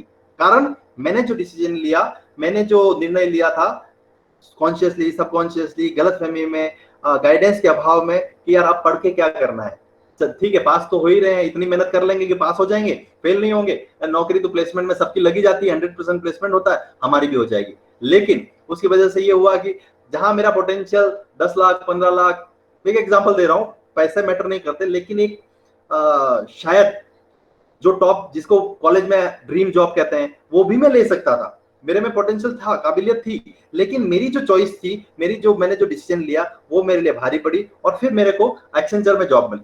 अब एक्सेंचर में जॉब लगी तो एक्सेंचर बुरी कंपनी नहीं है, लेकिन मेरी जॉब लगी बहुत आखिरी में जाके, एक मेंटल प्रेशर के साथ में, और वो भी एक बिल्कुल नॉमिनल सी, सबसे कम सैलरी वाली जॉब। यानी कि ठीक है बस निकल गए जॉब के साथ में, ये स्थिति के साथ में मैं आई लेफ्ट दैट कॉलेज। तो ऐसी परिस्थितियां आती हैं। इसलिए your future is definitely net result of the choices that you will make today. आप सोचते हैं कि मैंने गीतांजलि ज्वाइन कर लिया है और यहाँ पेमावत साहब बहुत अच्छा एचआर और प्लेसमेंट और बहुत कंपनियां अच्छी बुला दे तो मेरा हो जाएगा, ये आपकी गलतफहमी है। आपको लगता है कि यहाँ तो बहुत बड़ी बड़ी फैकल्टी आती है और वो आपको कुछ कर लेंगी, ये आपकी गलतफहमी है। पढ़ना आपको पड़ेगा, टाइम आपको देना पड़ेगा, मेहनत आपको करनी पड़ेगी। वेबिनार आप ज्वाइन कर रहे हो तो आपको उसके नोट्स आपको बनाने पड़ेंगे, आपको समझना पड़ेगा कि मैं क्या बोल रहा हूँ, उसका कुछ मीनिंग है या नहीं आपके लिए। हो सकता है मैंने 10 बातें बोली हो और 9 बातें बकवास हो, आप हो सकता है सब कुछ जानते हो उसके बारे में, लेकिन अगर वो एक बात आपके लिए अगर इंपॉर्टेंट है और एक बात आप अगर यहाँ से पकड़ के लेके जाते हैं, तो ये आपका चॉइस है, ये आपका डिसीजन है। आप बैठे हैं, चलो ज्वाइन करना है इसलिए ज्वाइन कर लें, या ये भी ज्वाइन कर लें, देख लेते हैं क्या करते हैं। और दूसरा एक चॉइस है कि यार मैं अटेंटिवली सुनूंगा एक एक शब्द को, जो अच्छा लगेगा वो मैं लूंगा। और कभी भी 100% चीजें अच्छी नहीं लगती हर सब चीज में, मैं ऐसा कह दूं कि मैं हर एक व्यक्ति की करियर के काउंसलिंग, करियर के क्वेश्चंस को सॉल्व कर दूंगा इस 1 घंटे में, तो ये मेरी गलतफहमी होगी। और आपकी गलतफहमी है कि मेरे इसमें ज्वाइन करने से मेरा करियर बन जाएगा। नहीं, आपका करियर बनेगा अगर यहाँ पर कुछ कही गई बातें आपको अच्छी लगती हैं और उसमें आप कुछ काम करते हैं, उसके बाद आप मेहनत करते हैं अपनी फैमिली के साथ मिलके, अपने इंस्टीट्यूट के साथ मिलके, अपने प्रोफेसर के साथ मिलके, आप इनोवेशन की तरफ बढ़ते हैं, आप चॉइस करते हैं कि नहीं यार मैं जॉब नहीं लूंगा, मुझे कुछ करना है। कोविड-19 की मैं थोड़ी सी बात करूं, सब बात कर रहे हैं, मैं कोविड-19 की न्यूज ही नहीं देख रहा। जब मुझे जरूरत होती है किसी पर्टिकुलर रिसर्च की तो मैं देखता हूँ, ना मैं न्यूज सुनता हूँ ना देखता हूँ कितने लोग, एक सरसरी निगाह में once in a while update कोई न कोई दे ही देता है। अब रही बात, मुश्किल हालातों में है संसार, कोई अकेला इंडिया नहीं फेस कर रहा। यूएसए में लाखों लोग इससे संक्रमित हो चुके हैं, लाखों की संख्या में मृत्यु दर है, हमारे हिंदुस्तान में भी है। लॉकडाउन किया, लॉकडाउन के बावजूद भी आज गांव गांव में कोरोना पहुंच गया है और आगे भी पहुंचेगा। आपके घर तक पहुंच सकता है, हमारे पड़ोस तक पहुंच ही गया लगभग, मतलब ऐसा कुछ नहीं है। तो चैलेंज रहेगा जब तक इसकी वैक्सीन नहीं आएगी, जब तक हम केयरफुल नहीं रहेंगे। हो सकता है मुझे आज कोरोना हो, मुझे पता नहीं चल रहा, क्योंकि ये बीमारी ऐसी कुछ अजीब सी बीमारी है, पता ही नहीं चल रहा। हो सकता है मुझे हो, मैं पैसिव कैरियर हूं, मुझे सिम्टम नहीं है, लेकिन मैं जिससे मिला, मेरे को छींक आई वो, या मैंने किसी चीज को छुआ और दूसरा बंदा आके उससे इंफेक्ट होकर चला गया, उसको भी पता नहीं चला कि यार मैं ऐसा किस बंदे से मिला जिससे मुझे ये दिक्कत हो गई। तो ये दिक्कतें आ रही है, लेकिन सरकार अभी बहुत बड़ा स्टिमुलस 20 लाख करोड़ का आपने सुना होगा, अखबारों में भी देखा होगा, इसके माध्यम से एंटरप्रेन्योर्स को बहुत बड़ी अपॉर्चुनिटीज दे रही है। नई इंडस्ट्रीज अगर आपका खोलने का मन है या खोलने की स्थिति में है, या आप अगर ऑलरेडी किसी बिजनेस फैमिली से हैं या चाहते हैं, तो अभी आप उस पर काम करना शुरू कर सकते हैं। आपके पास क्रेडिट फैसिलिटीज मिल रही हैं, सरकार की तरफ से पैसे मिल रहे हैं। आप अगर कोई अच्छा आइडिया लेके जाते हैं तो आपको फंडिंग इजीली मिल रही है। लोन अगर आपके पास पहले से थे बिजनेस के, वो लोन दे रही हैं। बहुत सारी फैसिलिटीज हैं दुनिया भर की। हम अखबारों में वगैरह में आलोचनाएं बहुत पढ़ते होंगे, पैकेज हो गया तो क्या हुआ, लेकिन वास्तविकता हम देखते तो ये चीजें अवेलेबल है। मैंने उसका लाभ उठाया है और आगे उठाने का पूरी कोशिश करूंगा कि ताकि मेरी कंपनी ग्रो करे और मैं भी कुछ कंट्रीब्यूट कर सकूं, क्योंकि अगर कोई बेनिफिट आया है तो उससे मुझे और मेरी कंपनी को फायदा हो सकता है, तो मैं क्यों नहीं करना चाहिए, मुझे करना चाहिए। बेनिफिट हमारे जैसी छोटी कंपनियों, स्मॉल मीडियम स्केल एंटरप्राइजेस के लिए स्टार्टअप इंडिया का प्रोग्राम ऑलरेडी चल रहा है। आप रजिस्टर करो, इजीली रजिस्ट्रेशन है। पेटेंट ड्राफ्टिंग पे, पेटेंट फाइलिंग पे आपको 10% पैसा ही देना पड़ रहा है। टैक्स एग्जेम्पशंस है, एनवायरमेंट लॉज आप पे अभी एप्लीकेबल नहीं है। आपको 3 साल 4 साल तक आपको बहुत ज्यादा कोई स्क्रूटनी वगैरह की आवश्यकता नहीं है, तो आप खुल के काम कर सकते हो। ऐसा पहले नहीं था, अब हुआ है और धीरे धीरे बढ़ेगा और अच्छा होगा, ऐसी उम्मीद है। अब एंटरप्रेन्योरशिप बात करें तो एंटरप्रेन्योरशिप की जो स्टार्टिंग होती है वो होती है आपके विचार से। आप आसपास किन समस्याओं को देख रहे हैं, आप आपकी अपनी स्ट्रेंथ्स क्या है, वही उसी स्वर्ड से कि मेरी यार ये स्ट्रेंथ है, आप उस एरिया में कुछ कर सकते हो। आपको मशीन ड्राइंग में आता है, आपको लगता है मैं इस तरह के प्रोडक्ट अच्छे डिजाइन कर सकता हूँ, आप वो चीज कर सकते हैं। तो सबसे पहले आपके दिमाग में एक विचार उत्पन्न होता है कि मैं कुछ करता हूँ, फिर विचार आता है, उस विचार का नेक्स्ट सब्सिक्वेंट क्वेश्चन जब आप अपने आप से पूछते हैं तो मैं क्या कर सकता हूँ। क्या करने का जो आंसर आता है वो आपकी स्ट्रेंथ से आता है। यार मुझे ये चीज आती है, मैं खेती बाड़ी में मैंने ये चीज देखी। मैं जैसे कुछ बच्चे ऐसे मैंने देखे किड्स के ही, और ऐसा कि डॉग पालना, उनको बेचना, उसको प्रोफेशनल लेवल पे लेके गए, उसकी ब्रीड, उसको खाने पिलाने की चीजें, मतलब ये मार्केट में एक नीड है। मार्केट की नीड आइडेंटिफाई करो, आप उसको फुलफिल करो, उसके लिए क्या प्रोडक्ट या क्या सर्विस चाहिए वो आइडेंटिफाई कीजिए। फिर उसके बाद आप एक प्रोटोटाइप बनाइए, अगर कोई डिवाइस है तो, सर्विस है तो उसका कॉन्सेप्ट बनाइए। फिर आप 4 लोगों से पूछिए कि ये मैंने बनाया है, इसका आपको क्या लगता है, मार्केट कैसा है। जो एक्सपर्ट आपको लगता है कि यार ये इस फील्ड में कई सालों से काम कर रहा है, ये मुझे सही राय दे सकते हैं। आपके किड्स के काफी बच्चे मुझसे कांटेक्ट करते रहते हैं ट्विटर पे, फेसबुक पे, और पूछते हैं, किसी ने, एक बच्चे ने स्पोर्ट्स की ऐप बनाई थी, वो लगातार मेरे से संपर्क में रहता है। तो ये आपको एफर्ट करने पड़ेंगे। उसके क्वेश्चन के आंसर मैं अगर दे पाऊंगा तो ठीक है, नहीं तो और किसी एक्सपर्ट से आप पूछिए। तो अपना नेटवर्क बनाइए। स्कूल कॉलेज आपको नेटवर्क बनाने का अच्छी अपॉर्चुनिटीज देता है। 4 लोगों से पूछेंगे, वैलिडेट करेंगे कि हाँ ये जो मैं काम कर रहा हूँ वो सही दिशा में है। फिर आप देखिए उसका डायनेमिक्स क्या है, कि कितने में बिकेगी ये चीज, कौन खरीदेगा इसको, और मैं उस जिस खरीदने वाले तक मैं कैसे पहुंचाऊंगा इसको, उसकी लॉजिस्टिक्स की अरेंजमेंट्स क्या होंगी, मैं उसकी कॉस्ट क्या आएगी, उसकी पैकेजिंग कैसी रहेगी, वो कैसा दिखेगा, अगर कोई खाने का आइटम है तो वो कैसा टेस्ट करेगा, और उसकी क्वालिटी जब तक वो ट्रांजिट में रहेगा, अगर मैं ऑनलाइन ऑर्डर करके भेज रहा हूँ तो क्या क्वालिटी मेंटेन होगी, गर्मी में क्या सर्वाइव करेगा, सर्दियों में अगर उसमें कुछ आइटम है तो सर्दियों में डैमेज तो नहीं हो जाएगा, लिक्विड है तो स्पिल तो नहीं हो जाएगा। बहुत छोटी छोटी चीजें आती हैं जब आप बिजनेस चलाते हो, तो एक छोटे सा आइटम आपको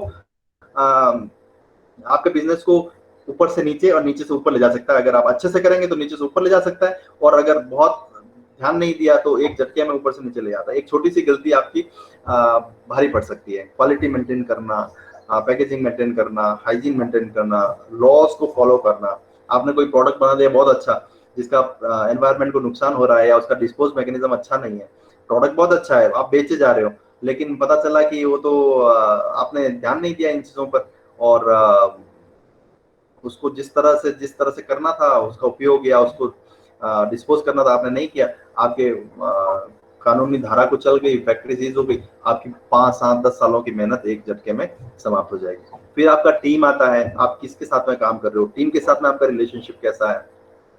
अधिकतर कई प्रोडक्ट्स की सक्सेस और फेल्योर के पीछे अच्छी टीम और बुरी टीम का रोल होता है। अगर टीम का कॉम्बिनेशन अच्छा है, उसका एक दूसरे के प्रति ट्रस्ट सबसे ज्यादा इंपॉर्टेंट है, और अनडिटर्ड कमिटमेंट होना चाहिए। जैसे मेरा कमिटमेंट अगर है और मेरा पार्टनर को ये उसका कमिटमेंट कम है और वो सिर्फ शॉर्ट साइटेडनेस के साथ में देखता है, तो आपका बिजनेस बहुत लंबा चलने में दिक्कत आ सकती है। मुश्किल है ऐसा तो नहीं है, लेकिन दिक्कत आ सकती है, डिमोटिवेट आप हो सकते हो। आप फिर आपका दिमाग चलेगा मैं इससे कैसे पीछा छुड़ाऊं, पार्टनरशिप तो कर ली। आप तब तक आप उसको शेयर दे चुके होंगे, आप बहुत सारी चीजें कर चुके होंगे, उसके साथ पैसे इन्वॉल्व हो गए होंगे, डॉक्यूमेंट होंगे, उसके बाद बहुत सारे राइट्स होंगे, तो वो दिक्कतें आ जाती है बाद में। शुरू में इस स्टेज में बहुत सारी चीजें नहीं पता होती, इसलिए एक्सपर्ट्स की राय यहाँ जरूरी होती है, क्योंकि उनको अनुभव है कि क्या क्या दिक्कतें आ सकती हैं एक बिजनेस को चलाने में। बिजनेस में एक चीज तो होती नहीं कि आप गए, मान लो कोडिंग आप करते हैं, आप बोल रहे हो मेरे को तो जॉब लग जाए सीमेंट्स में या मेरी नोकिया में या माइक्रोसॉफ्ट में जॉब लग जाए, मैं कोडिंग करता रहूँ, दैट इज रिलेटिवली इजी कि आपने खूब मेहनत करी कोडिंग में, आपने जॉब ले ली और अब आप कोडिंग कर रहे हो। आपको गाइड करने के लिए 10 लोग हैं वहां पर, सीनियर, आप सॉफ्टवेयर इंजीनियर बने हो, आपका सीनियर सॉफ्टवेयर इंजीनियर है, प्रोजेक्ट लीड है, प्रोजेक्ट मैनेजर है, और उससे भी ऊपर। फिर कंपनी अपने लेवल पे ये जान के कि इनको किस स्किल की जरूरत है, वो लगातार ट्रेनिंग करती रहती है। आपको नहीं करना पड़ता बहुत ज्यादा, कि आपको आइडेंटिफाई नहीं करनी पड़ती मुझे ट्रेनिंग क्या है, वो अपने आप करती रहती है कि यार इसको इसमें फिट करना है, आगे आगे आगे। और आप अगर सीखते जाते हो, फिट होते जाते हो, तो आगे बढ़ते जाते हो। लेकिन जब आप बिजनेस कर रहे हो, आप इसको सोचिए कि आप शुरू कर रहे हो एक टेक्नोलॉजी कंपनी, तो ये जो चीजें आपके लिए सोची गई हैं एक जॉब में, वो आपको सोचना है, आपको करना है। आपको अपना ऑफिस की अकाउंटिंग ठीक करनी होगी, आपको अपना ऑफिस का मैनेजमेंट ठीक करना होगा, आपको सेल्स की चिंता आपको करनी होगी, मार्केटिंग की चिंता आपको करनी होगी, पैसे जुगाड़ करने की, लोन लेने की चिंता आपको करनी होगी, प्रोडक्ट की क्वालिटी की चिंता आपको करनी पड़ेगी, प्रोडक्ट टाइम पे डिलीवर हो उसकी चिंता आपको करनी पड़ेगी, प्रोडक्ट की सर्विसेज अगर कोई कंप्लेन आती है तो उसको रिजॉल्व करने की चिंता आपको करनी पड़ेगी, टैक्स फाइलिंग की चिंता आपको करनी पड़ेगी, ऑडिटिंग की चिंता आपको करनी पड़ेगी। मतलब क्या चिंता नहीं करनी पड़ेगी। इसीलिए तो कहते हैं एंटरप्रेन्योरशिप खाने पीने का काम नहीं है ये, मतलब दिमाग को पूरी तरह से मतलब वो बन जाती है भट्टी, क्योंकि इतनी सारी चीजों में। और डे वन पे ऐसा तो है नहीं कि सबके पास पैसे हैं कि यार ये लो 50 लाख रुपए, एक तो सीए हायर कर लो, एक सीएस हायर कर लो, ये 4 बंदे मार्केटिंग के हायर कर लो, ये 3 बंदे सेल्स के रख लो, और तुम कुर्सी पे बैठ के चलाते रहो। आपको डे वन पे ऑफिस की सफाई भी करनी पड़ेगी, ऑफिस खोलना पड़ेगा, चाबी लेके जाना पड़ेगा, सब चीजें करनी पड़ेगी, अकाउंटिंग का हिसाब भी आपको रखना पड़ेगा, क्योंकि नहीं कर सकते आप डे वन पे इतनी सारी चीजें। बड़ी कंपनी है, कोई कंपनी खोल रही है अपनी, तो अलग बात है, that is separate thing, that's not a startup, that's a new project for them. तो एंटरप्रेन्योरशिप के बारे में अभी तो फिलहाल मैं इतना ही, बहुत ज्यादा नहीं कहूंगा, टाइम भी होता जा रहा है। अब मैनेजमेंट के स्टूडेंट्स हैं तो उनके लिए थोड़ा ब्रीफ में 1-2 वर्ड्स में कहूंगा।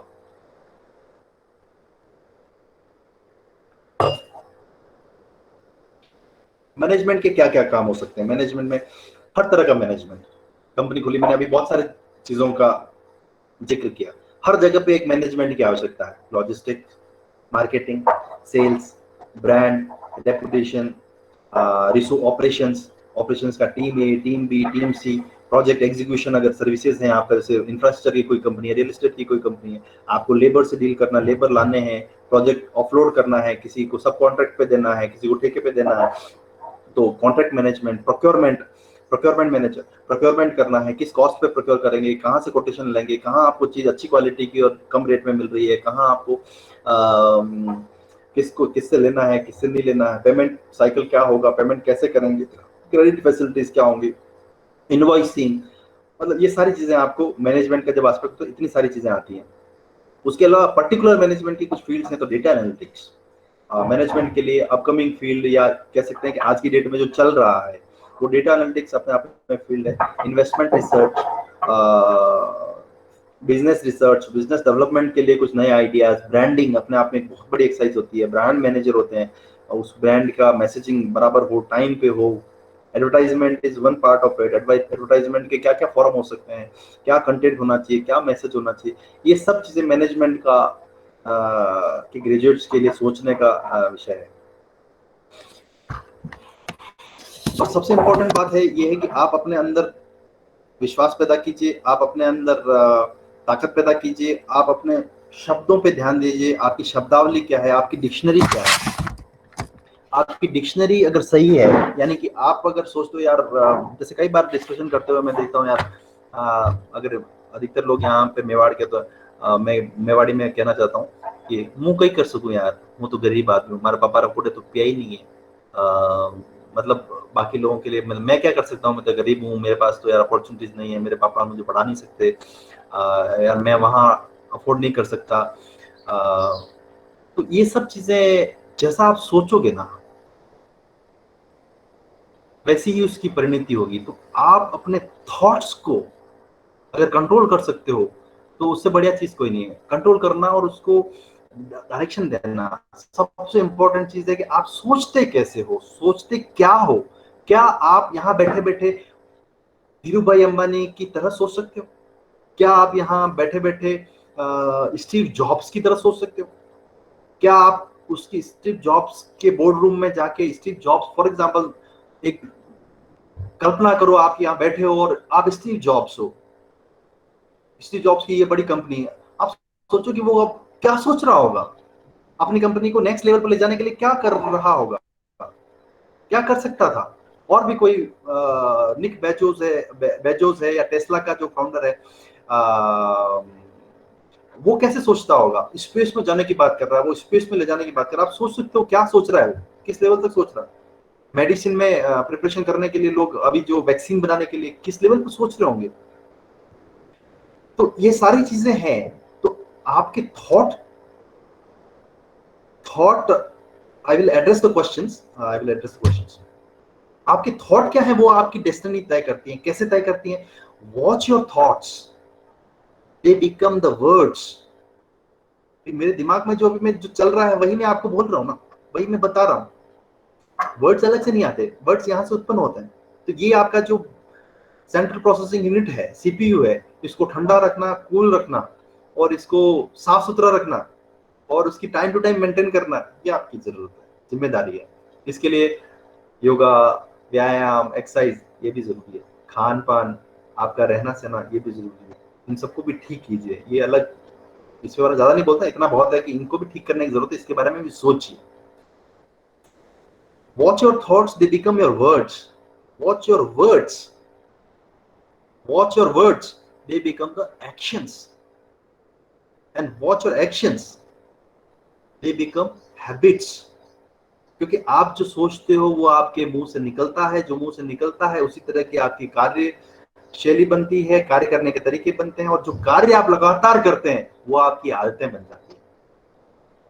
they become your habits, and watch your habits, very important. Watch your habits, क्या आदतें बन गई हैं। लेट सोने की आदत बन रही है, लेट जगने की आदत बन रही है, बहुत सारी मूवीज देखने की आदत बन रही है, टिकटॉक वीडियो में आपको एडिक्शन सा हो रहा है, पबजी खेलने की इच्छाएं हो रही है, बहुत ज्यादा कुछ पर्टिकुलर चीज खाने की आदत हो रही है, बीड़ी सिगरेट पीने की लत लग रही है। मतलब हो सकता है बहुत सारे बच्चे यहाँ बैठे हुए होंगे, उन्होंने देखा होगा कि लड़के पीते हैं, कॉलेज में जाने के बाद दूसरे लड़के प्रवोक करते हैं कि चलो यार दोस्त, एक कश तुम भी लगाओ, एक हम भी लगाओ, चलो आज बियर हो जाए। ये सब चीजें करते हैं, लेकिन ये चीज आपको ध्यान में देना चाहिए कि ये आपका आज की जो आप चॉइस ले रहे हो, एक आदत अपने नहीं डाल रहे हो, वो आपकी कल आपके लिए क्या अच्छा या बुरा लेकर आएगी। तो watch your thoughts, they become words. Watch your words, they become action. Watch your actions, they become habits. Watch your habits, they become your character. आज आपने बियर पीना शुरू किया, कल आपको बहुत अच्छा लगा, धीरे धीरे धीरे धीरे आपको पीने की आदत पड़ गई और पता चला सुबह शाम आप उसी में रह रहे हो तो आपका नाम पड़ गया, यार ये तो दारूडियो है, शराबी है यार, इससे दूर रहो। तो वो आपका कैरेक्टर बन गया, आपका नाम बन गया वो। और watch your character that becomes your destiny, वही आपका भाग्य है। तो आप यहाँ से शुरू होता है सब कुछ, पहले से लिखा हुआ कुछ नहीं है। मेरा ये मानना है कि डेस्टिनी जो होती है, भाग्य होता है ना, मतलब मेरे भाग्य में इतना ही था, ऐसा कुछ नहीं है। भाग्य हो सकता है कुछ प्रोपोर्शन हो, 10% हो, 5% हो, 1% हो, परसेंटेज तो मैं नहीं कह सकता मैथमेटिकली, लेकिन वो 1-2% जरूर है। लेकिन वो तभी काम करता है, वो 1-2% इतना इफेक्टिव हो जाता है जब आपका जो मेहनत है, जो आपकी प्लानिंग है, जो आपकी एग्जीक्यूशन है, जो आपका डिसिप्लिन है, जो आपका टाइम मैनेजमेंट है, वो अगर सही डायरेक्शन में है तो आपका भाग्य फटाफट काम करता है। तो भाग्य लिख के नहीं भेजा भगवान ने, आपको एक खुली किताब दी है, खाली कॉपी दी है, उस पे आप रोज लिखते हो। कैसे? आप जो चॉइसेस आप लेते हो ना, वो अपने भाग्य में लिखी जाती है, वो कोडिंग हो जाती है उसमें कि आपने ये चॉइस ली है, आपके फ्यूचर में जाके ये परिणति होने वाली है। आपने ये चॉइस ली है, आपकी फ्यूचर में जाके ये परिणति होने वाली है। आपने आज इंग्लिश पे ध्यान देना शुरू किया है, कल आप इंग्लिश के बहुत अच्छे स्पीकर बन सकते हैं। आज आपने डांस पे ध्यान देना शुरू किया है, हर फॉर्म को आप समझ रहे हो, आप आज क्लासिक सीख रहे हो, आप उसकी बारीकी सीख रहे हो, आप कोचिंग ले रहे हो, कल आप बहुत फेमस डांसर बन सकते हो। आज आपने लिखना शुरू किया पोएट्री, कल आप कुमार विश्वास और बड़े बड़े कवियों जैसे कवि बन सकते हो। आज आपने कोडिंग पे और इस पे सिंसियरली अपने टेक्निक ऑटोमोटिव पे ध्यान देना शुरू किया, मशीन्स पे ध्यान देना शुरू किया, आप बहुत बड़े electrical engineer, domain engineer, aeronautic engineer, आप बोइंग में जाके उनके एरोडायनेमिक्स डिजाइन करने के बहुत बड़े साइंटिस्ट बन सकते हो। आप टेस्ला में जाके आप काम कर सकते हो। तो जो चॉइसेस आप आज ले रहे हो वही आपके भाग्य में लिखती हुई इबारत है। तो मैं एक बार रिपीट कर रहा हूं, उसके साथ में मैं खत्म करूंगा, उसके बाद एक छोटी सी पोएम मैं आज आपके लिए छोड़ूंगा, उसके बाद मैं क्वेश्चंस लूंगा। थोड़ा टाइम मुझे लगता है ज्यादा हो रहा है, but let us say next 20 minutes में we will close it. So watch your thoughts, they become your words. Watch your words, they become your actions. Watch your actions, they become your habits. Watch your habits, they become your character. And watch your character, that becomes your destiny. अब generally और हमेशा मैं अपने talks को एक poem की तरह and करता हूँ। वैसे उसका महत्व बहुत ज्यादा अच्छा तब होता है जब आमने सामने बैठे हों, लेकिन फिर भी मैं कोशिश करता हूँ कि जो मैं कहना चाहता हूँ वो आप तक मैं पहुंचा पाऊँ। और क्योंकि करियर काउंसलिंग से रिलेटेड है तो मैं चाहूंगा कि उससे रिलेटेड ही आपको कुछ मैसेज मैं दे पाऊँ इसके माध्यम से।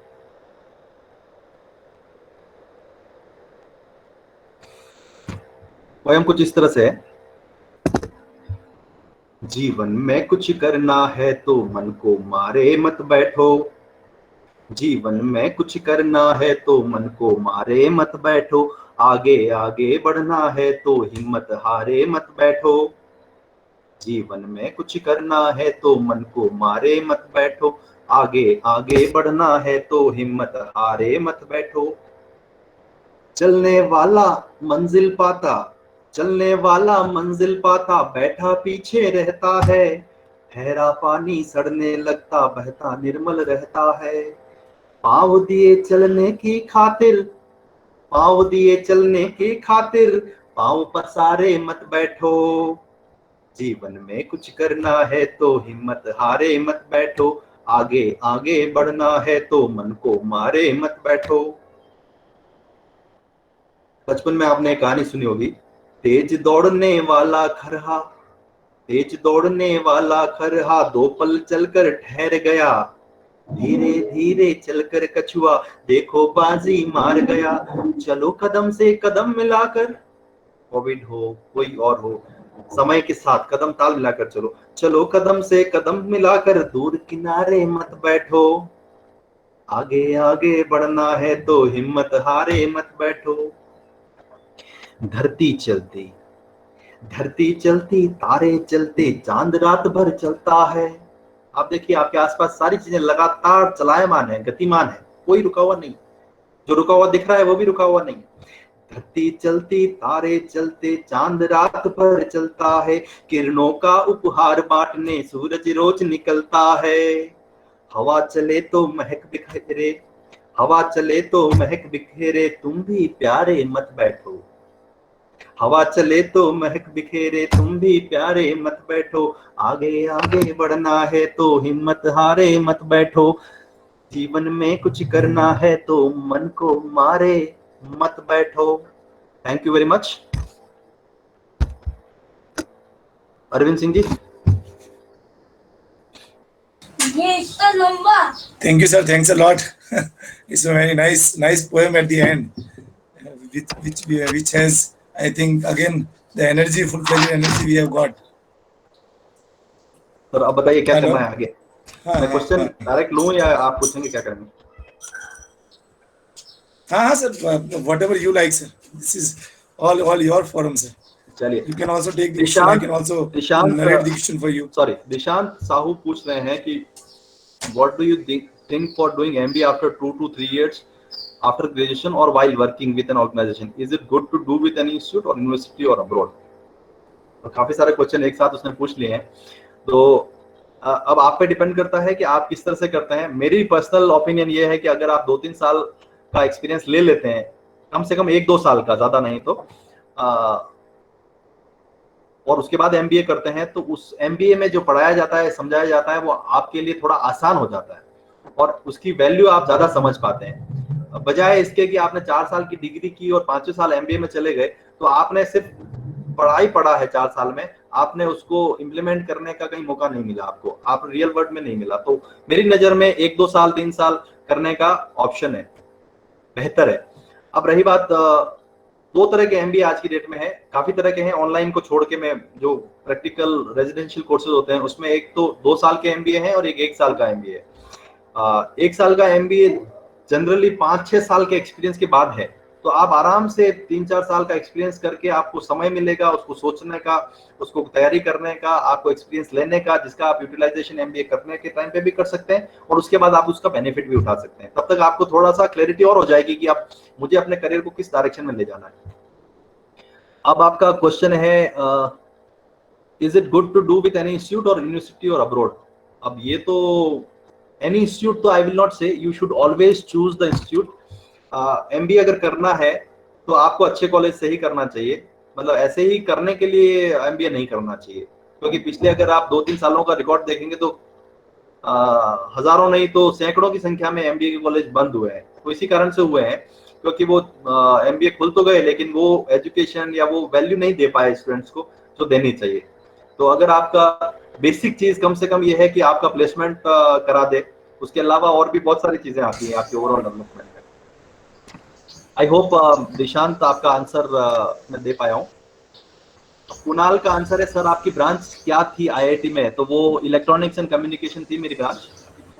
अच्छा, वो आपने आंसर दे दिया है। कपिल यादव पूछ रहे हैं कि sir what is thinking difference between a business start by an IIM pass out and graduate person, what are the major thing to point? ये बहुत अच्छा क्वेश्चन है। तो कपिल, मैं बताता हूँ, कोई बहुत ज्यादा डिफरेंस नहीं है। मैं आपको एक थोड़ा सीक्रेट बता रहा हूँ, बहुत ज्यादा डिफरेंस नहीं है, और बहुत ज्यादा डिफरेंस है भी। अब दोनों चीजें मैं ऐसा क्यों बोल रहा हूँ, बड़ा कंफ्यूज सा स्टेटमेंट। डिफरेंस इसलिए नहीं है क्योंकि धीरू भाई अंबानी भी कहीं से IIM या IIT से नहीं थे पास आउट, ठीक है। और ऐसे हजारों बिजनेसमैन हैं जो आपके आसपास आप देखते हो, उसमें से बहुत सारे लोग IIT IIM से नहीं है। तो इसका मतलब ये है कि IIT IIM होना किसी बिजनेस को खड़ा करने का नेसेसिटी नहीं है, ठीक है। यानी कि कोई भी खोल सकता है। अगर आपने एक क्लास पढ़ी है तो भी अच्छा है, और आपने बहुत सारी 16 क्लास 15 क्लास 20 क्लास पढ़ ली है तो भी अच्छा ही है। खोलने में बहुत फर्क नहीं पड़ता, क्योंकि वो जो एंटरप्रेन्योरशिप चाहिए ना, उसके लिए जिगरा चाहिए, और वो अगर आपके पास है, आपके पास पढ़ाई नहीं है, आपको बेसिक चीजें आती है। ऐसे मैंने, अगर कहना नहीं चाहिए अनपढ़ कोई नहीं होता, लेकिन अगर मान लो साक्षर नहीं भी है, ऐसे लोग भी हैं जो आज करोड़ों के बिजनेस चला रहे हैं। क्योंकि बिजनेस चलाने के लिए बहुत सारे पैरामीटर्स मैंने आपको बताए थे ना, सेल्स है, मार्केटिंग है, ये है, वो है। आप MBA कर लेते हो तो आपको उनमें से 1-2 स्ट्रीम्स की जानकारी हो जाती है कि ठीक है, मार्केटिंग के ये कॉन्सेप्ट अच्छे हैं, लेकिन वो तो मैं बिजनेस करते हुए भी 4-5 कॉन्फ्रेंसेस करके, कुछ बुक्स पढ़ के या लोगों से मिलके भी सीख सकता हूँ। यानी कि एमबीए में कुछ पर्टिकुलर स्ट्रेटेजी, सोचने के तरीके बताए जा सकते हैं जिससे आप अच्छे से, थोड़ा और अच्छे से बिजनेस कर सको। लेकिन एक और सच ये है कि एमबीए की स्टडीज में ही ऐसी चीजों को पढ़ाया जाता है जो सामान्य लोगों ने कैसे अपने बिजनेस को खड़ा किया, कैसे सोचा। सबसे बड़ी बात जो यहाँ चालू होती है वो यहाँ से होती है, और उसके बाद आप उसके पीछे एनर्जी कितनी लगा सकते हो, ये फर्क है, कोई और फर्क नहीं। हाँ, ये फर्क है कि आपका ब्रांड बन जाता है, आपको थोड़ा सा लोगों के माइंड में, क्योंकि बहुत सारे लोग, टफ होता है एंट्री उसमें, तो सब लोग नहीं जा सकते, तो इस वजह से ऐसा लगता है कि यार ये बहुत बड़ी चीज होगी।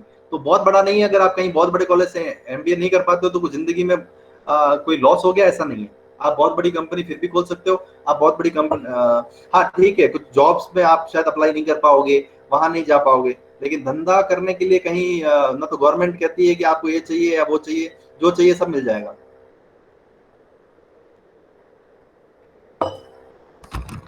अब आते हैं कपिल, ये क्वेश्चन था कपिल का। पीयूष पूछ रहे हैं what skill should require for an engineer to ride in entrepreneurship. I think मैंने इसके बारे में तो सारी चीजें बता दी हैं। स्किल्स पूछ रहे हैं, तो स्किल्स एंटरप्रेन्योरशिप के लिए स्किल्स नहीं है, आपको जो सॉफ्ट स्किल्स मैंने बताई है, आपको हिम्मत चाहिए, रिस्क लेने की एबिलिटी होनी चाहिए, और आप जिस काम को करना चाहते हो उसको करने का पागलपन चाहिए, कि मतलब एकदम पागलपन लेवल की अगर आप में मतलब जुनून हो ना, मुझे ये करके ही रहूंगा और किसी भी सूरत में इसको अचीव करूंगा, तो क्या करोगे आप, जब आपके अंदर आपने लक्ष्य फिक्स कर दिया मुझे ये करना ही है, तो अब रास्ते ढूंढने हैं आपको वहां पहुंचने के। अब रास्ता इस साइड से जाता है, वहां जाके ये वाला व्यक्ति आपकी मदद कर सकता है, इधर से जाओगे ये वाला व्यक्ति मदद कर सकता है, आप उनकी मदद लेते जाइए, आप अपने नेटवर्क का इस्तेमाल कीजिए, आप अपने कॉलेज से हेल्प लीजिए, आप अपने मेंटर से हेल्प लीजिए, फैमिली में कोई बिजनेसमैन है उससे हेल्प लीजिए। हेल्प लेने से संकोच मत कीजिए, मतलब संकोच तो बिल्कुल कीजिए ही मत। अगर आपको एंटरप्रेन्योरशिप में जाना है और आपको लगता है कि यार मैं हेल्प कैसे ले लूं, मैं तो नहीं जाऊंगा उसके पास, नहीं ऐसा नहीं है, आप वो उसके पास नहीं जा सकते हो तो उसका कोई भाई होगा उसके पास चले जाओ, लेकिन आप ओपन रखो अपने आप को, नेटवर्किंग कीजिए। सबसे इंपॉर्टेंट है कि लोगों से आपको बात करनी आनी चाहिए, जो सबसे पहले मैंने बता दिया था, वही एंटरप्रेन्योरशिप की एक बहुत बड़ी क्वालिटी है। उसके बाद में रिस्क टेकिंग, उसके बाद में पैशन, और आपको लोगों की गालियां सुनने का, लोगों का क्रिटिसिज्म सुनने की हिम्मत पैदा करनी पड़ेगी। आप लड़ नहीं सकते यार, आपके कस्टमर्स आपको गालियां दे सकते हैं, आपके घर वाले गालियां दे सकते हैं कि भाई इतने साल हो गए तो पैसे कमा के क्यों नहीं दे रहा, तेरे को इसलिए बड़ा किया था कि तू ये पागलों जैसा काम करे, ये भी सुनने को मिल सकता है। तो ये सब चीजें करना पड़ेगा। बाकी स्किल्स तो ये है कि सारी स्किल्स एंटरप्रेन्योरशिप में जो चाहिए, आपको अकाउंटिंग चाहिए, आप अकाउंटेंट नहीं बन सकते, आपको मार्केटिंग का बंदा चाहिए, सेल्स चाहिए, आपको ऑपरेशंस करने हैं, तो आपको 2-3 स्किल्स आपकी स्ट्रांग होनी चाहिए। यानी कि जब आप बिजनेस शुरू करते हो तो आपको सेल्स तो आनी चाहिए, सेल्स आने के लिए आपको बात करनी आनी चाहिए, तो सीरीज आता है, इसलिए ultimately it leads to communication skills. Marketing करनी है, अगेन आपको बात करनी आनी चाहिए। मार्केटिंग करने का मतलब क्या है, आप अपने प्रोडक्ट का डिस्क्रिप्शन इस भाषा में, इस तरीके से करें सामने वाला आदमी फ्लैट हो जाए, आप उसकी कॉस्टिंग, प्राइसिंग, बाकी स्किल्स कुछ चाहिए, लिखने पढ़ने की, डिजाइन करने की, तो मार्केट में मिल रही है यार, ले लो। बैनर बनाना है, फेसबुक पे पोस्ट करना है, किसी को बोल दो 500 रुपए में बना देगा, आपका लगातार बना देगा, रोज कराओगे कुछ मिल जाएंगे आपको इस तरह की चीजें। नेहा पूछ रही है, पीयूष का क्वेश्चन हो गया, किसी का क्वेश्चन छूटा तो नहीं ऊपर? नहीं सर, ऑल सेट। सही है ना ऊपर का? हाँ ठीक है। नेहा पूछ रही है how to maintain consistency to achieve goal. ये बहुत ही इंपॉर्टेंट क्वेश्चन आपने पूछा है नेहा, और ये सबसे बड़ी प्रॉब्लम है, मतलब मैंने कहा ना वीकनेस, जो वीकनेस बोली उसमें अगर आप कंसिस्टेंसी नहीं मेंटेन कर सकते हैं तो आपको लक्ष्य में पहुंचने में या तो समय बहुत लगेगा, या आप डी रूट हो जाएंगे, ऑफ रूट चले जाएंगे, किसी और डायरेक्शन में चले जाएंगे, जिसको ना भटक जाते हैं, कंसिस्टेंसी नहीं होगी। अब कंसिस्टेंसी आएगी कैसे, यानी कि आपको एक ही चीज बार बार करनी है, रोज करनी है। जैसे आईएएस की तैयारी करते हैं तो उसको पता है यार मेरे पास 24 घंटे हैं, नरेंद्र मोदी के पास भी 24 घंटे हैं, और बराक ओबामा के पास, और ट्रंप के पास, और पुतिन के पास, सबके पास 24 घंटे हैं, किसी के पास ज्यादा है क्या? नहीं। तो जब 24 घंटे उसके पास भी है, और वो इतनी मिनिस्ट्रीज, इतने डिपार्टमेंट, इतने स्टेट, इतनी समस्याएं, इतने टॉपिक्स पे काम कर सकता है, तो 2-4 पे तो आप भी कर ही सकते हो। तो आपको कंसिस्टेंसी मेंटेन करने के लिए आपको डिसिप्लिन लाना पड़ेगा। डिसिप्लिन लाने के लिए आपको अपने गोल के प्रति समर्पित होना पड़ेगा, उसी तरह से समर्पित होना पड़ेगा जैसे एक भक्त भगवान के प्रति समर्पित होता है।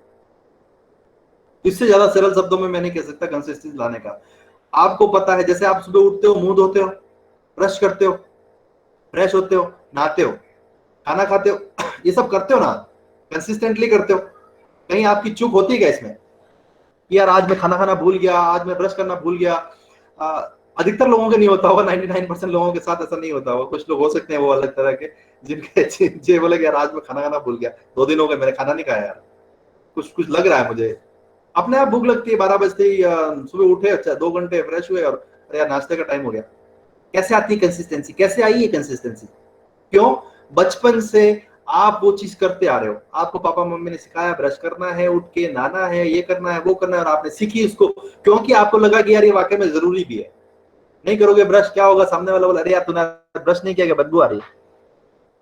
आ गई कंसिस्टेंसी।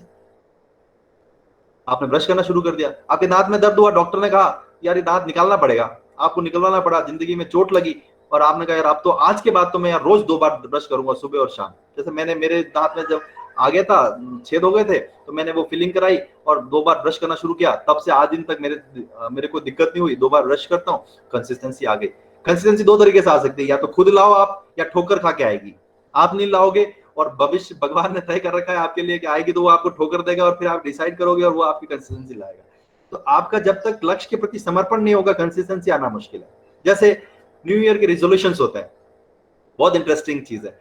हर कोई, लगभग हर कोई करता है न्यू ईयर के, यार इस बार तो, जैसे मान लो कोई मोटा है, वो बोलता है यार मेरे को इस बार 10 किलो वेट कम करना है, और 1 जनवरी को देखते हो आप पार्क में इतनी भीड़ होती है, भाई साहब घूम रहे हैं, साइकिल खरीद रहे हैं, ये कर रहे हैं, कोई साइकिल अपना घर पे जॉगिंग करने के लिए ला रहा है, कोई जॉगिंग करने जा रहा है। पहले दिन, दूसरे दिन, तीसरे दिन, चौथे दिन, 5वें दिन आप देखो, फर्स्ट 2 वीक्स में अच्छा खासा लोग दिखते हैं, फिर धीरे धीरे उसमें एक कम हुआ, दूसरा कम हुआ, तीसरा कम हुआ, चौथा कम हुआ, और फिर आपको कुछ महीनों बाद वही लोग दिखते हैं पार्क में जो पहले से दिखते थे। यानी कि कंसिस्टेंसी लाने के लिए आपको समर्पित, ये जो लोग 2 हफ्ते आए और वापस चले गए, तो वो कंसिस्टेंसी नहीं ला पाए, वो डिसिप्लिन नहीं ला पाए। तो आपको ये डिसाइड खुद ही करना पड़ेगा, डिसीजन आपको खुद लेना पड़ेगा कि मैं अपने लक्ष्य के प्रति कितना समर्पित हूँ, और वो जो लक्ष्य में डिसाइड करूँ वो मेरे लिए जरूरी कितना है। अगर आपके लिए वो ऑप्शन है तो भी शायद कंसिस्टेंसी लाने में दिक्कत होगी, लेकिन अगर आप उसको मैंडेटरी बनाते हो कि नहीं यार इसके बिना मैं सर्वाइव नहीं कर सकता, ये मेरे लिए जरूरी है। हो सकता है मेरे पास, मेरे पापा के पास, मेरे गर्म परिवार में खूब पैसा है, मैं शादी हो जाएगी मेरी, या मैं मतलब व्हाटएवर, मेरी नौकरी भी लग जाएगी मेरे पास, ठीक है, लेकिन मेरे लिए ये चीज बहुत ज्यादा इंपॉर्टेंट है, मैं इसके लिए ये चीज छोड़ सकती हूँ, तो आपको कंसिस्टेंसी आती है। तो वो आपको गोल बनाने के बाद में अपना डिसिप्लिन, डिसिप्लिन के बाद में शेड्यूल, शेड्यूल के बाद में आप उसको इम्प्लीमेंट करने के लिए लगातार प्रयास, और आप अपने एक ऑडिटर रखो, अपने आप को, खुद को रखो, बहुत बढ़िया है। नहीं रखो तो यार कोई ऐसा बड़ा भाई, छोटी बहन, पापा मम्मी, दोस्त, टीचर जो आपको ये याद दिलाए, यार देखो मैंने ये तय किया है, अपन दोनों मिलके कमिट करते हैं, मैं तुझे इसमें हेल्प करूंगी, तू मुझे हेल्प करेगी। कोई बुराई नहीं है इन चीजों में। इंग्लिश बोलना फॉर एग्जाम्पल बहुत बड़ी मुश्किल होती है। हम कहते हैं कि यार आपस में बोलो, लेकिन जब बोलते हैं तो इतनी शर्म आती है, लोगों को लगता है यार हम कुछ नकली काम कर रहे हैं। मुझे खुद को भी यही होता था, लेकिन जब रिक्वायरमेंट हुई कि यार अब बोलना ही है, अब बात करनी है, कम्युनिकेट करना ही है, तो फिर सीखने की मजबूरी हुई। तो हमें आज अगर आपको ये बता दिया गया है कि आपको आगे जाके ये दिक्कत होगी, इंटरव्यू में बैठोगे और आप 10 इंटरव्यू देने पड़ेंगे आपको, अगर इस पैरामीटर पे आप वीक रहे, तो आप उस वीकनेस को आज ही कम करिए ना। बोलिए 1-1 घंटा रोज मैं इंग्लिश को दूंगी और इंग्लिश को ठीक करने का ये मेरा प्लान है और इसको ऐसे एग्जीक्यूट करूंगा। तो कंसिस्टेंसी लाने का मंत्र सिर्फ यही है कि आप अपने आप को समर्पित कीजिए अपने लक्ष्य के प्रति, गोल के प्रति। मेरे ख्याल से क्वेश्चंस हो गए हैं, अभी और किसी का क्वेश्चन हो तो please post, else we can. Sir एक और लास्ट क्वेश्चन है, एक बार आप देख लीजिएगा। राहुल लोहार पूछना चाह रहा है, सर इंजीनियरिंग में पास होना इम्पोर्टेंट है या इंजीनियरिंग में सीखना इम्पोर्टेंट बिजनेस के लिए? अच्छा, 2-3 क्वेश्चन हो रहा है मेरे यहाँ। बड़ा कंफ्यूजन है 3 साल से। सर इंजीनियरिंग में पास होना इम्पोर्टेंट है या इंजीनियरिंग का सीखना इम्पोर्टेंट है बिजनेस के लिए? बड़ा कंफ्यूजन है 3 साल से। बहुत बढ़िया राहुल जी, अपन मिल लेते हैं यार, मेरा गांव रामबाड़ा में, यहाँ पे 50 किलोमीटर दूर है। कहाँ रहते हो आप? बिकॉज कुछ सब्जेक्ट ही समझ में आती है।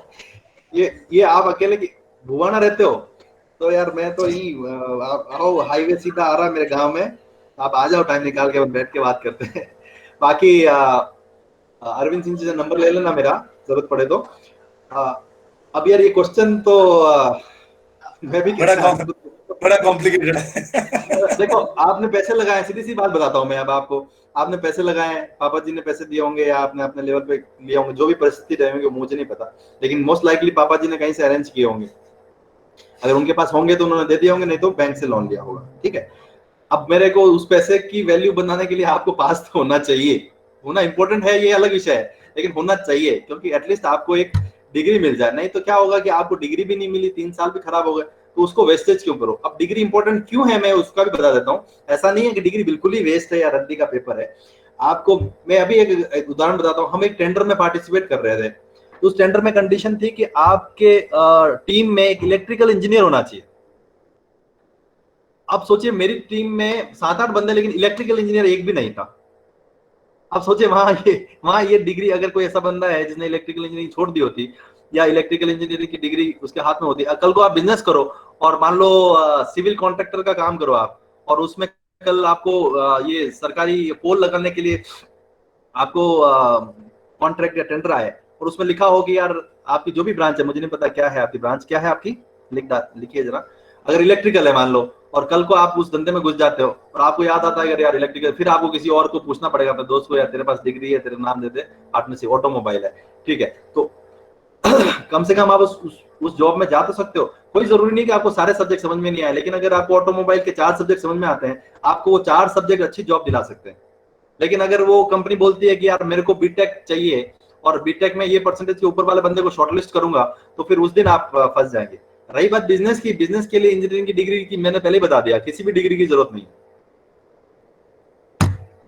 हाँ, जॉब नहीं करनी, मैं कह रहा हूँ ना, जरूरत नहीं है उसकी। अगर आप डिसाइड कर चुके हो तो जरूरत नहीं है। तो आप जो काम करना चाहते हो उसमें लग जाओ, लेकिन मेरा सुझाव रहेगा पर्सनल लेवल पे कि आप वो डिग्री पास तो हो ही जाओ, मेहनत कर लो थोड़ी सी। अभी 3 साल हो गए, 1 साल और कर लो, जैसे भी पास हो रहे हो पास हो जाओ, डिग्री ले लो। कम से ये ना हो कि यार आपको डिग्री नहीं मिली तो 3 साल भी बेकार हो गए। डिग्री कम से कम ले लो, मम्मी पापा की सेटिस्फेक्शन के लिए ले लो, हो सकता है आगे जाके आपको ठीक लगे। निशांत, एक सेकेंड, और पीयूष, ठीक है, ये राहुल का हो गया क्वेश्चन, नेहा का हो गया। निशांत क्या पूछ रहे हैं, got my answers, wonderful session, learn words, thanks you teacher. ठीक है सर, और किसी के कोई क्वेश्चंस हो तो आप प्लीज पूछिए, मैं देखता हूँ। Thank you. I think it was a remarkable session, sir. I think student have got the many answer. It was also learning for all of us, and really we got the idea from your session that what is the importance of practical exposure and the learnings. Whether you want to go for any business or any kind of jobs, skills are important. Without skills, nobody can achieve anything, and the consistency and these kind of things are required. क्योंकि आपने आपने कविता से अंत किया था आपकी speech का, जो मुझे बड़ा मोटिवेशन मिला उससे, और मैं भी एंडिंग जो इंटरेक्शन है वो मैं भी 2 लाइनों के साथ करना चाहूंगा, जो भी मुझे कहीं से मिला है, मैंने ढूंढा है और काफी अच्छा लगा मुझे। तो मैंने कहा सर की राह पे चलते हैं। चलिए और काफी अच्छी 3 सेंटेंसेस बहुत मुझे अच्छे लगे, that I want to narrate. अगर रास्ता बड़ा खूबसूरत है तो ये मत पूछो कि कहाँ जाता है। अगर रास्ता बड़ा खूबसूरत है तो ये मत पूछो कि कहाँ जाता है, चलते चलो और रास्ते का मजा लेते चलो, और उसी को आनंद के साथ जियो। तो मेरे हिसाब से जिंदगी में जो आप पाना चाहते हैं वो आपको आसानी से मिल पाएगा। Decide your choices, don't follow the chances. Choice, make the choice what you want to do in your future, and accordingly I think you will achieve whatever you want to get. With this I'll officially end this whole initiative, and at the end I request director sir to say a few words, the vote of thanks and the final remarks for this whole interaction. Sir, over to you. I think sir is there in the Arvind. Thank you, thank you sir.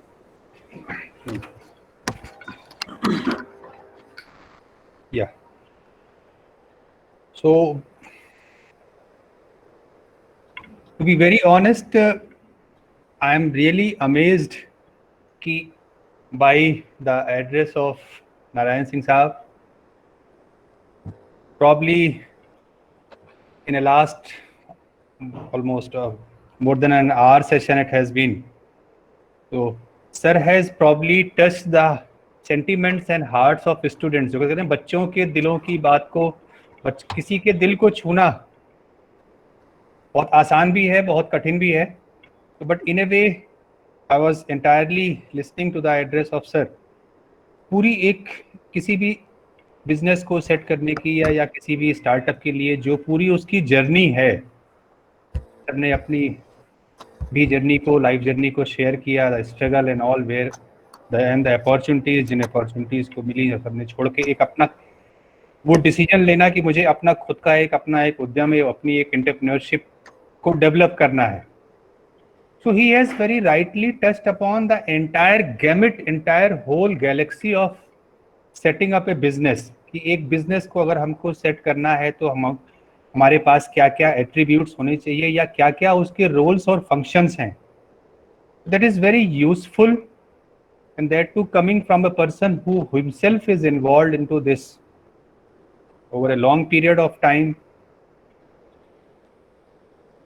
I'm sure students have taken those valuable inputs, and he has touched upon not only the career domain aspect of engineering and management, he has addressed the need and the career opportunities of the various domain also.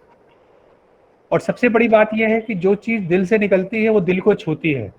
So that is what Narayan Singh sir has very nicely, एक बहुत ही आसान समझ में आने वाली भाषा में हम सभी को एक ये संदेश दिया कि अगर आपके अंदर वो जुनून है, वो समर्पण है, वो पागलपन है, तो सफलता मिलेगी. लेकिन वो पैशन होना चाहिए, वो कमिटमेंट होना चाहिए, और उसके लिए हम लोगों को बहुत दूर जाने की जरूरत नहीं है. स्टूडेंट्स के लिए भी ये मैसेज है कि आपको नारायण सिंह जी जैसे हीरोज अपने उदयपुर शहर में ही हैं, जिनकी की लाइफ हिस्ट्री को हम लोग फॉलो करके मोटिवेट हो सकते हैं, इंस्पिरेशन ले सकते हैं. And I'm sure sir has already given invitation from his side कि कोई भी स्टूडेंट जिसको कि स्टार्टअप, इनोवेशन, इंक्यूबेशन, एंटरप्रेन्योरशिप में किसी तरह का गाइडेंस चाहिए, sir is always available. On behalf of entire Gitanjali family, thank you very much Narayan Singh ji. बहुत ही अच्छा आपने सभी को एड्रेस किया और जो संदेश दिया, जो मूल मंत्र दिया कि बिलीव इन योरसेल्फ, अपनी क्षमताओं पे यकीन करना, अपने टैलेंट पे विश्वास करना और प्रॉपर प्लानिंग करके आगे बढ़ेंगे तो सफलता निश्चित है. तो thank you very much sir for giving and sparing your valuable time. I am sure we look forward for a very long association with you. Sir ने एक वेबसाइट भी शेयर करी है. तो thank you very much sir. Your address has really motivated us as a faculty also. We feel motivated. I am sure कि students ने बहुत सारे, मैं सबके कईयों के मैसेज पढ़ रहा था, बच्चों ने खुल के अपनी बातों को कहा कि जो उनके मन का हुआ वो है कि पास होना जरूरी है, अब सीखना जरूरी है. तो उस बच्चे को आपने बहुत अच्छा एड्रेस किया. उसको मेरी ये सलाह होगी कि दोनों ही चीज़ें आवश्यक है. ऑब्वियसली बात है वो एक कह पाना कि it is just like that कि आपसे अगर ये पूछा जाए कि आपको अपनी लेफ्ट आई प्यारी है या राइट आई प्यारी है, दोनों का अगर सामंजस्य है, कहते हैं ना वो कहावत है कि कहने को तो एक हाथ से ही चल रहे हैं, अगर दोनों हाथ काम करें तो उसकी क्या बात है. तो both are having their importance at different relevant phase of time. Career की शुरुआत में आपको ऑब्वियसली बात है जो एक ट्रेडिशनल सेट ऑफ नॉर्म्स है वो आपसे डिग्री भी पूछी जाएगी, but at the end of the day knowledge का कोई सब्स्टिट्यूट नहीं है. If you are having that knowledge, अगर आपके पास ज्ञान है तो आप जीवन में कभी असफल नहीं होंगे, और अगर आप ज्ञान है तो पास होना एक बहुत सेकेंडरी चीज है. But never fear from your shortcomings. मैं ये इस बात को दृढ़ मानने वाला हूँ कि किसी भी इंसान के अंदर कोई कमी नहीं होती, खाली वो अपनी जो चीजें उसको नहीं आती है उससे वो दूर भागता है. This is what I have learn with my life कि अक्सर हमको जिस चीज में हमारी, हम टेक्निकली बात करें, किसी सब्जेक्ट में, किसी टॉपिक में अगर हम कमजोर हैं तो अक्सर हम उसके पढ़ने से भागते हैं. But if we vouch from our self कि नहीं, हम हमारे कमिटमेंट, हमारे समर्पण से बड़ी कोई चीज नहीं है, तो मुझे नहीं लगता कि ऐसी कोई चीज है जो मानव के साहस से, इंसान के साहस, इंसान के कमिटमेंट से बड़ी है. तो thank you very much sir. We are really honoured Thank you very much, sir. Thank you very much. Thank to you. have you today. Thanks a lot. I- Arvind, I- over to you, Arvind. Yeah, I think now we will end this session, and we are really thankful to Narayan Singh Saab because it was a really a very nice session for all of us. And before ending this whole session, I just wanted to give one more fact about Narayan Singh Ji. When he did his MBA from IIM Ahmedabad, at that point of time, one very important article came into the Economics Time, because in the whole batch of him at IIM Ahmedabad, six of the students have back out the campus placements. So he was also one among them because he was having some different kind of thought and the mental thought process in his mind. So he has not sit for any kind of campus interview process, and then he has chosen the entrepreneurship and other fields. So that is the great thing of him. And then you can also see the nature. I've already told at the start that the down to earth guy, because the place where from he is belonging, I know the house of him, that how much big and these kind of things. But you see the environment where he has given the whole lecture to you. So by this, I think everything can be understand that nothing matters if you are having the desire and the interest towards your goal. You can achieve anything in your life, whatever you want to achieve. With this, thanking all the students and the faculties to for sparing this more than 1.5 hour time and to be with us for a long period of time. And at the end, I think Narayan Singh Saab wanted to share you something, and then we will end the whole session. Thank you. Thanks a lot. I just wanted to mention that I shared link to one of my books. It's a very short account of short story. 1 hour read. It's in Hindi. So if anybody who is interested in looking at it, it's available on Kindle. So maybe you can take it. And I wish you all the best. And thank you very much for listening in so keenly and patiently. Thank you very much. Thank you, Thank you, sir. sir. I think we are leaving for today. Thanks I a take lot. your leave. Thank you. Thank you very much. Thank you.